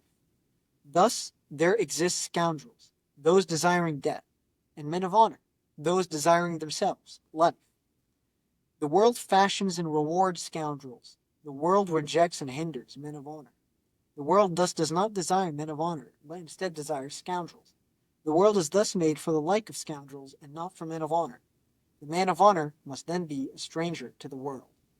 The Gnostics also wrote about this in one of their scriptures called the story of Allogenus. Allogenus is Greek for stranger. In the story, Satan, the demiurge, the creator of the world, he tries to tempt Allogenus into submerging himself into the world and getting control of the world in some way, enjoying the fruits of the world. But Allogenus rebukes him and says, I am not of your species. I am not of your race. I am a stranger. I am something else. I'm not of this world. I go on to say, I think scoundrels will do more destructive acts because they do not value the principle of life or self or existence. And these words can be interchangeable. Scoundrels have what's called a death wish, Thanatos, named after the Greek god of death. Since a man of honor values himself, he places value on the principle of self in general too. He recognizes himself in others because it is the same virtues which he upholds in himself that he might see, either awake or in slumber, in others. Mm-hmm. The man of honor is therefore limited in his transgressions against this principle of self. The man of honor will be more conscious to the dichotomy of being versus non-being. Therefore, he will be more conscious to the dichotomy of preservation versus destruction. And finally, because of that, he will finally be conscious of the dichotomy between good and evil. Since the scoundrel doesn't care about being, thus in fact ardently desiring non-being, he draws no distinctions between preservation and destruction. And therefore, good and evil are the same for him. That was poetic. Thank you. What did Chris say to it? Oh, You said good I morning? I wouldn't want your phone to die. Oh, sure, sure. He said, well, I asked him about this. He said he needs time to reflect on it. So he has not given me a full response. He is a good morning type guy. You know, he's pretty much on top of that. I forget to do that, you know, Good but night and good morning. I have to text him more often too. Good night and good morning. I try to all the time. We text each other pretty often. Mhm. But yeah, the essential, and I'm not trying to be so pessimistic about the world. I believe the world can be redeemed, in fact. But it is like someone who is drowning, perhaps. You can't go in and save them unless you know how to swim yourself. So because then that won't help either person. it won't help either person, naturally. So it is something I noticed that if you want to stop existing, you first of all forget about what you want. You have to be malleable and do what the environment wants, or your body, anything external to yourself. That's one. The second thing is if you don't value yourself at first already, you're not going to value preservation because that comes along with being. If you value existence, you're going to want to create things. You're going to want to preserve things that are already created. But if you don't care about your own wants, you don't care about existing, you're going to be destructive. You might preserve something accidentally, but you didn't do it on purpose, believe me. It just happened to happen. It happened. Your main goal, unconsciously, will be destruction. Destruction of yourself, first and foremost. And it might affect other people. Sometimes they go and try and get other people to do it for them. They might try and provoke a reaction out of others to bring upon their own demise. That's why it's important to always treat people with the principles of existence and compassion. If someone has a death wish, you should never oblige it, because you need to always find your reflection in them. How little that spark might be, how small and minute that spark might be, if it's there, you have to recognize it. And even if it's not there, you should not react to something, because existence is primarily a proactive phenomenon. You are proactive. You are existing for your own being. You are not reacting to something else. You're not existing because of something else. You exist because you want to exist, because you are yourself. I am that I am. But if you are hating someone because you see they have a death wish, in reality what you are doing is you are reacting to them. And it's not good to be a reactive person. So you should be proactive and treat them the same way you will treat the other principles of existence. So if you don't want to exist, be malleable. Don't care about what you want. Be destructive. Don't recognize existence. And these people, these scoundrels, if we may call them that, they will not recognize existence. They will not be able to fathom it. They will not be able to see truth, goodness, or beauty. They will not be able to understand it. And to this, I always bring up, I mentioned to you at the party, Ryan's party. A bunny sees flowers, beautiful flowers, a garden, and he thinks food. He thinks a feast. He thinks dinner time. He thinks something to consume. A human being sees flowers. And when I say human, I mean a real human, someone who is existing and he has self-assertion. He is disconnected to the animal instincts. He is in line with the human instincts. He will see flowers and think, my God, the beauty here. Yeah. My goodness. This is beautiful. This is something I can reflect on. This is something divine, and it leads me to consider lofty and sublime thoughts. The disconnect is in the bunny having the destructive instinct, the destructive tendency to consume. So that's why it's good not to be so consuming in this world. It's one of the reasons, actually. I hate to bring this up because we get a bad rep. This is one of the reasons why I did decide to become vegetarian. I wanted to consume as little as I could from living creatures, do as little damage as I could, so that I may be able to see more beauty and respect the existence of the world. Mm-hmm. If you do want to exist, do the opposite of non-existent people who have no metaphysical existence, the scoundrels. You must be a rock. Know what you want and stick to it. You must recognize your virtues in others because it's the same existence. The way you want to exist, someone else has the same centripetal force towards themselves, and you must nourish that. If they're not nourishing it themselves, it doesn't matter. You have to nourish it still. So recognize yourself in others. This is love. Build them up as you would build yourself up. Mm-hmm. Go towards acts of preservation, avoid acts of destruction. And especially try to avoid the idea of consuming the world and making use of the world.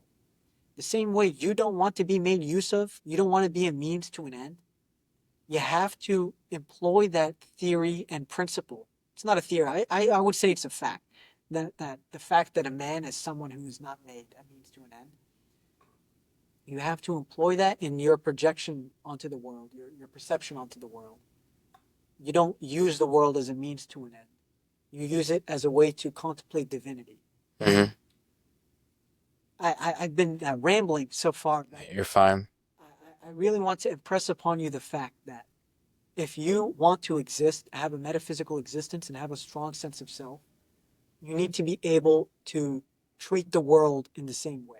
Mm-hmm. You need to be able to treat the world in a way to nourish its metaphysical self, its metaphorical self. And you can see this in other people too. I really like the one where you were like basically see yourself in others. Does that, I'm guessing, most certainly comes into play with the amazing trio that I see here at UMB, pretty much my third college, an honorary beacon of you, Jacob, and Chris. I love the camaraderie that the three of you guys have. Like, how did that whole legendary group come about? Like, I love the connection that you guys all have. We so I first really got to know them, Mm-hmm. like genuinely got to know them when we had a sociology class together, sociology of the self, and that's when we really got to know each other, and we got each other's numbers, exchanged numbers. It's great to make friends, and we didn't really hang out that much. We had a basketball game, and this was 2 semesters ago. It wasn't until last semester where we started hanging out a lot, almost every week. They're wonderful people, great people, very good people. Mm-hmm. Um, I value them very much because I do consider them to be men of honor. I That's consider right. I consider them to be people who are very conscious of the principles of existence, of the preserving quality, the nourishing quality. God knows they have nourished me very much when I am in their presence, nourished my soul, I mean. Um, and I hope that I've had the same, affectionate impact on them as well. Mm-hmm. I think that's the whole point of friends is, not just to have company, but build each other up. Yeah. And, Chris has wonderful music. Jacob plays guitar very well. They all have their interests, and it's great to find people who are curious about the world. They want knowledge. Very good people. If I go on talking about their merits, I'm going to be here all day.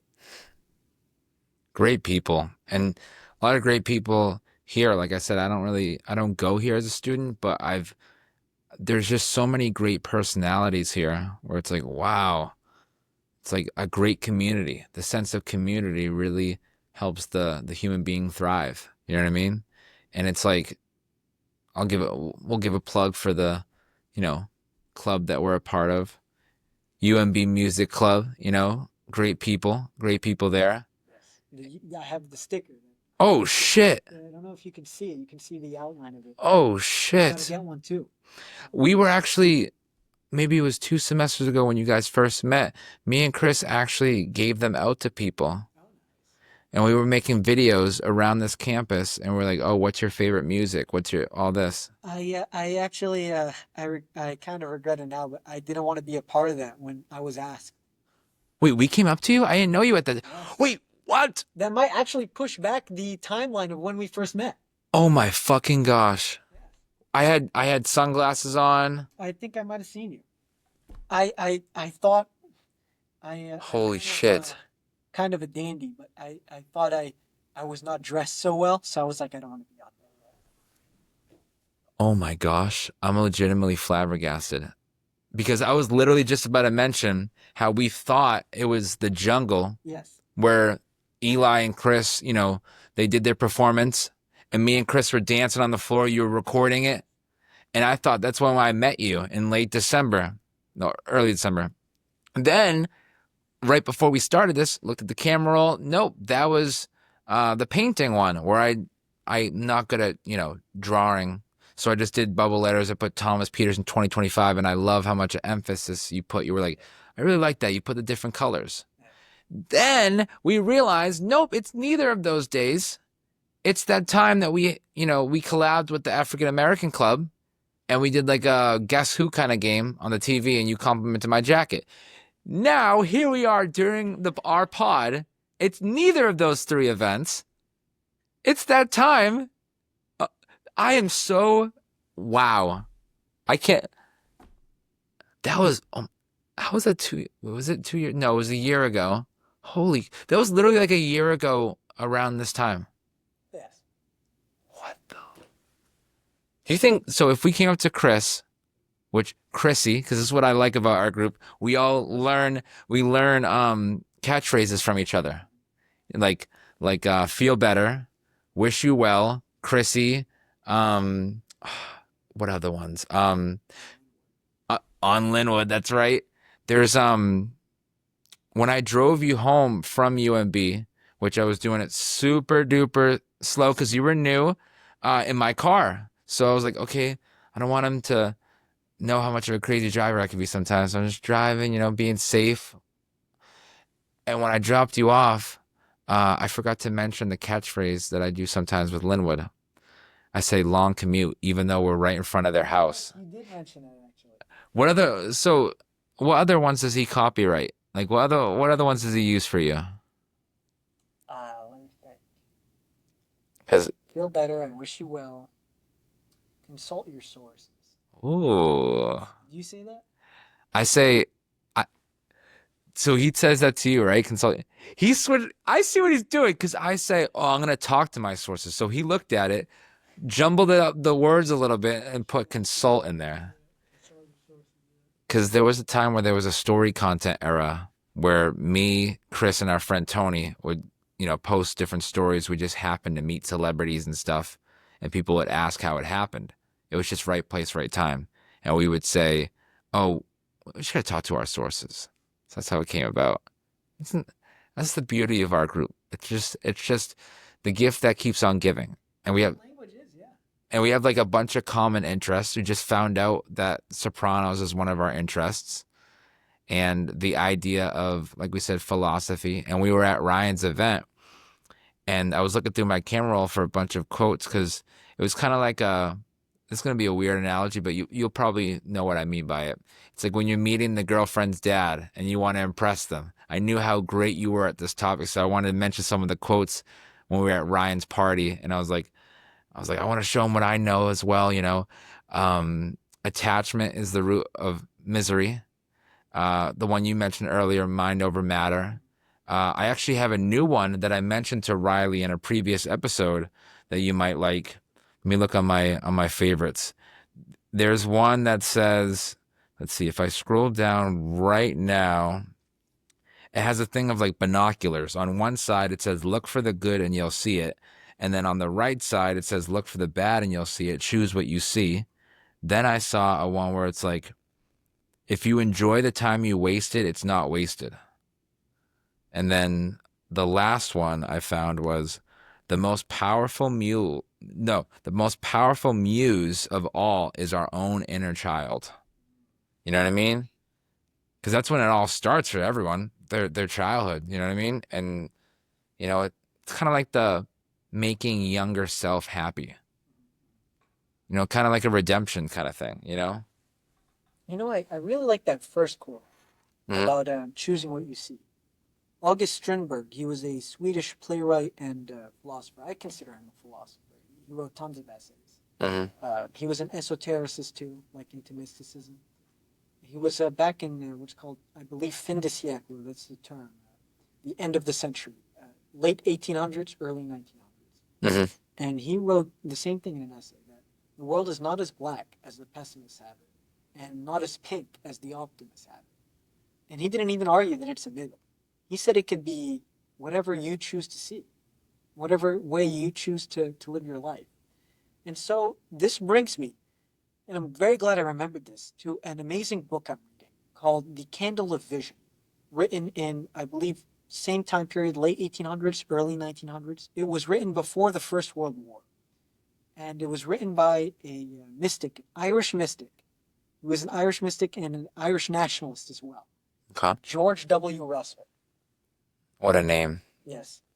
And he wrote in this book that though you might have a world of seemingly solid material structure, you may still be able to delve into a more beautiful otherworld. Hmm. And he did not come up with the name otherworld. It's actually a Celtic term, in Celtic mythology.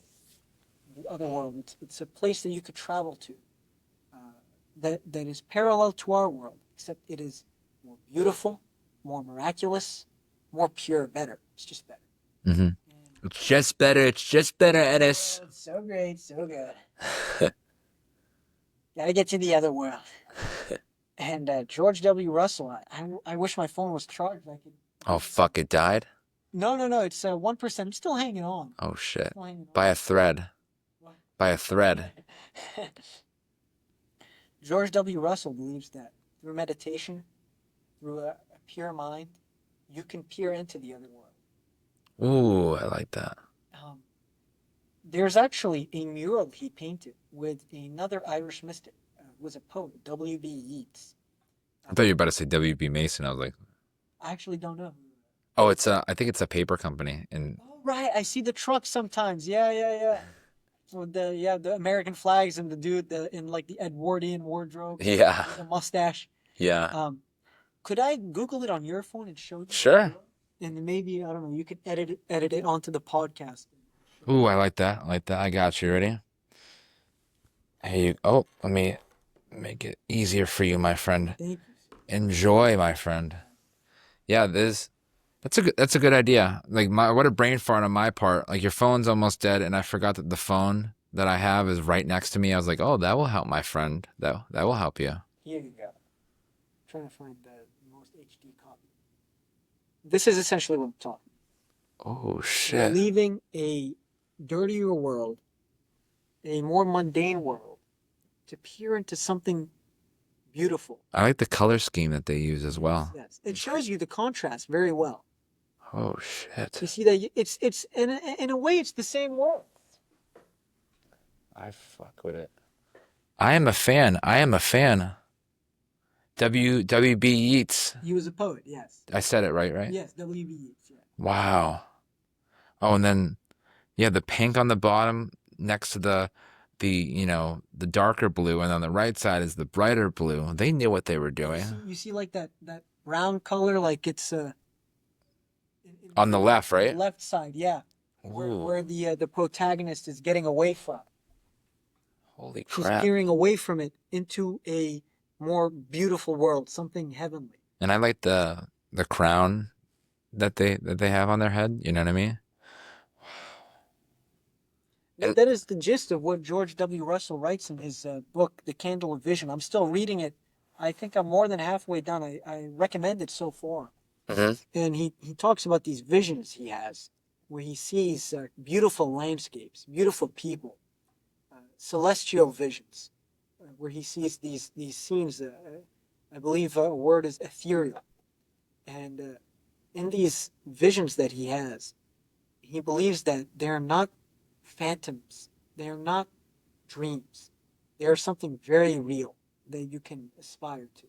If Mhm. only you stop, like the bunny and the human difference I pointed out earlier, if you stop trying to use the world and consume it, if you come with a more pure mind, Then the world will come to you for the favors that you're looking for.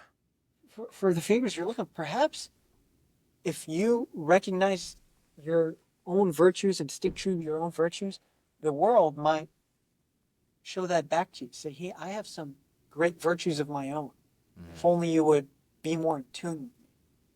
So earlier, when I wrote about the world not wanting men of honor, I think that the world, she wants to be redeemed, desperately wants to be redeemed. There are many authors who have wrote about this, about the world wants to be redeemed and needs to be redeemed. That is perhaps our mission here. And I think the way to do that is first redeem yourself.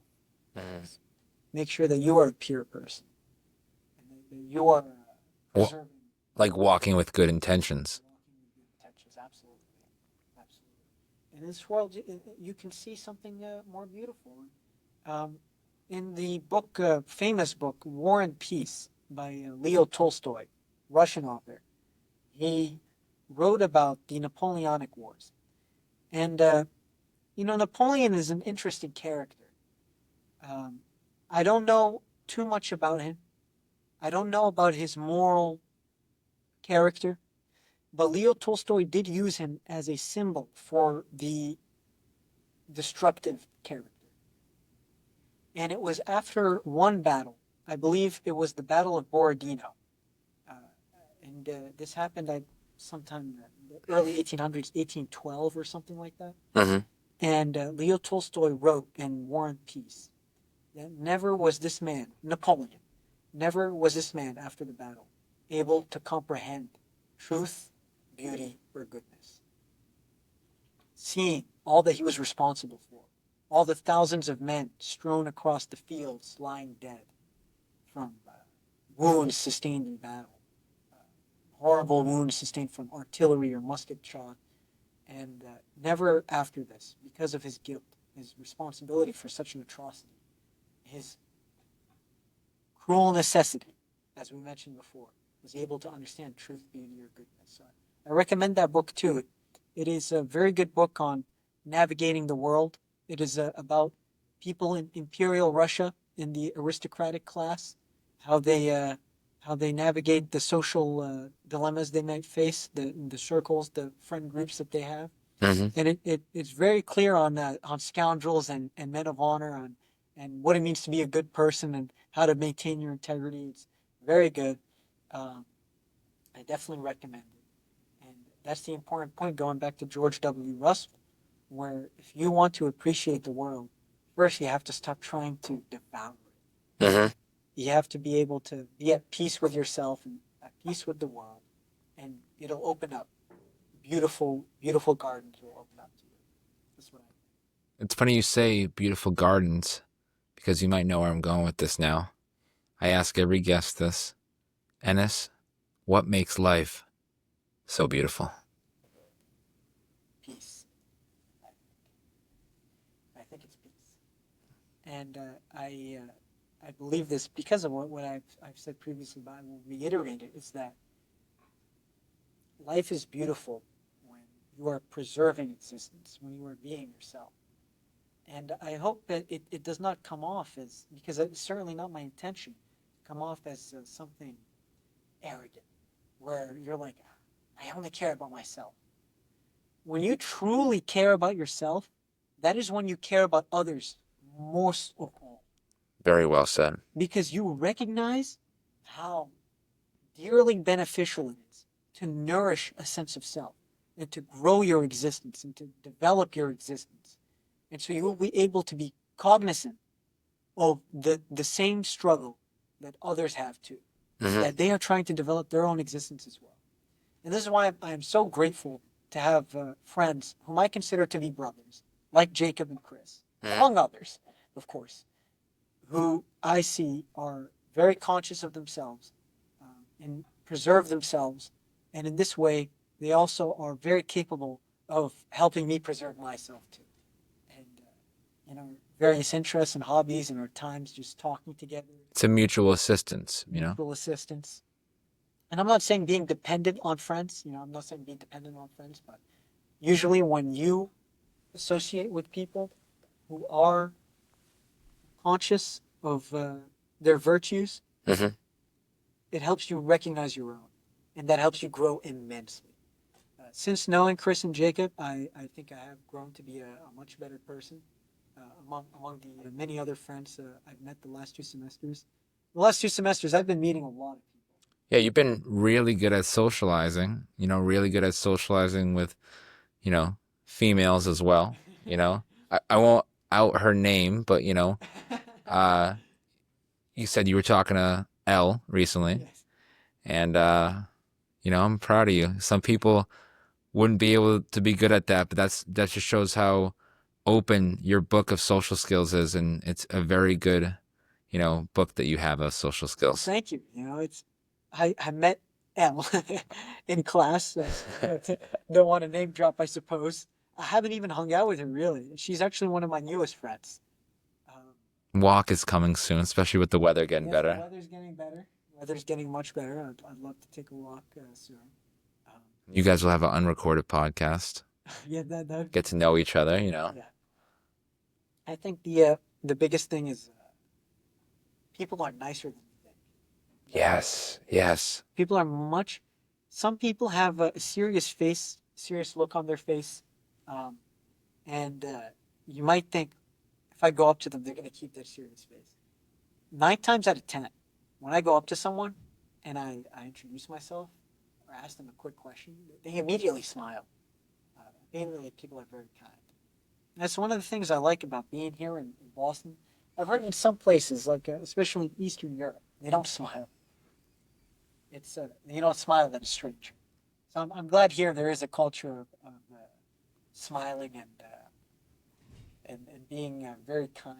Not to say that Eastern Europeans are not kind to strangers, but it's a different. They just don't smile as much as we Don't do. smile as much. There's a different etiquette. And smiling is contagious. It's, It is you contagious. know? Don't smile back.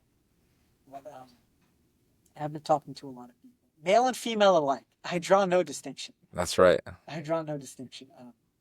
There's not to say I am attracted to males. I want to make this Oh, I figured. clear. All good. But I do think that it has been very fun. This is my last semester at university. Whoa. Okay, whoa. That's a bunch of stuff that I didn't know that came out on the podcast. Is it really? So you're a senior? I'm a senior. I'm a senior at BSU. Fall's my last semester. Look at us. We're elevating. And a bunch of our loved ones are also close to the finish line as well. Jacob is his last semester too. Oh, I think Chris told me about that before I met you. Do you know what I mean? So like he couldn't mention the legendary character of Ennis because I didn't unlock that level yet. So he mentioned about Jacob, it being his last semester. It's like, wow, this is really an end of an era coming. Holy shit. I'm proud of you guys. I got to be honest. I'm very happy, but I must say this. I don't think I've taken full advantage of my time here. That is why I'm trying to compensate. I'm glad you realize now before, Yes. you know? It is only last semester. Last semester where I started going, being socially outgoing. I was already talkative and extroverted, I guess, but I really was putting myself out there last semester, the beginning of last semester, texting all sorts of people, meeting all sorts of people on campus. Wonderful people out there. I went from mostly eating lunch alone, which I hated, to which I could never do. Jacob actually makes a point of finding this funny. Um, I used to go home and eat lunch alone, and I just watch a TV show. And I always hated it. Um, it's good to be alone, but I think food is a social practice. Mm-hmm. I think it's something it's a social activity. I think you should break your bread with others. And so I can't eat lunch alone these days. I have to be with someone. Um, I think the best way, and this is unsolicited advice, by the way. I'm just speaking here. I'm just All good. going on. I was wondering before I give my opinion. I was wondering what you think the best way is to go up to a person. I think it depends on the person. Um, Someone that I don't know who it is, because if it's someone I do know, I'll just start off with one of their interests. But you mean like someone who you just Total met, stranger. complimenting them? You know what I mean? Especially a female. You know what I mean? Uh, I say that as like if you're trying to like pursue them in a romantic base, like start off with a compliment. Um, is that along the lines of what you were maybe thinking? Sure, yeah. Because us humans, we love our compliments. Yeah, big time, big time. I noticed one of the best things about getting to know people is finding out their interests and remembering that. And a lot It of goes times a long way. it goes a long way. Some people are surprised you remember. Um, I uh, I think a lot of the times it could just be a question. Hmm. I met someone at the gym recently here at UMass Boston, and it just started. I saw her going out of the gym, and I just asked her, "Good workout?" And she was like, "Yeah, it was great." I asked her, "What'd you hit?" She was like, "Legs," and we just started talking. Good for me. She was actually super talkative, so that makes it easier on my end, and we just had a conversation, easy as that. She was I think theater arts major, so I rarely meet people who do that. I think it's a very fascinating major. It's one of the great things about meeting other people is finding people who study something so different than you, people who are interested in something so different than you, Hmm.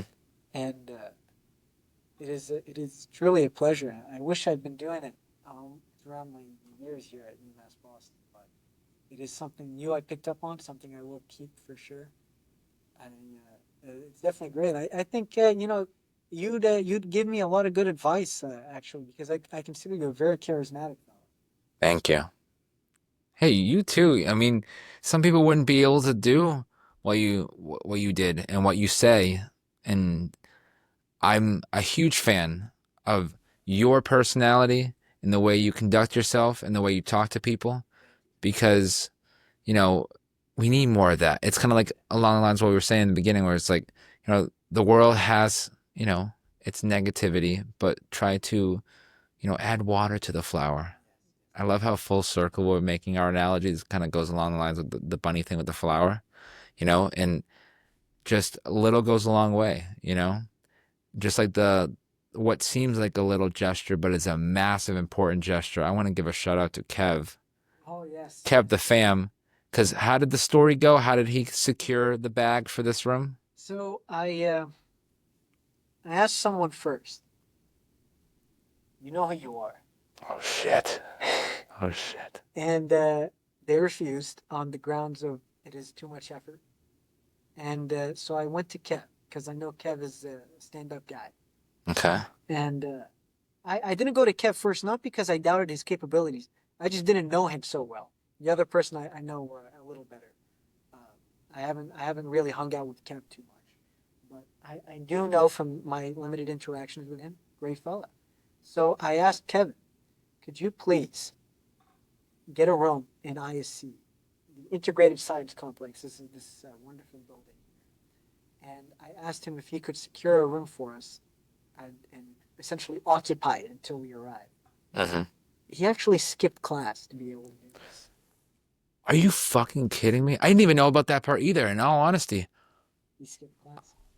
I love that man. I love that man. When I see him at this meeting we're about to go to after, I might give him a hug. If he's up for a hug, I'm gonna give him a hug. I believe I talked about how the world hinders men of honor. Uh-huh. You gotta reverse that. We have to start appreciating men of honor. And men of honor have been appreciated in history for time immemorial. Uh-huh. But it's something that we need to keep pressing on, keep doing. Reward good deeds, of course. The best reward for a good deed is the deed itself. But we will definitely be giving Kevin our gratitude. Um, it is definitely it's a met him at music club. This is the type of people you meet at music club. Music brings people together. Uh-huh. It is it is nourishment for the soul, if you All different great personalities at that place. My friend, is there anything else that you would like to say to the viewers or to me or anything, my friend? It's All ears, whatever you would like. Know thyself, as is written in the on the temple of Delphi or Delphi, the oracle, I believe it is, um, in ancient Greece. Know thyself and stay true to thyself. Well said, my friend. You could be doing anything right now, but the fact that you're here with me for this, I appreciate you. I appreciate everything you are. Thank you for being you.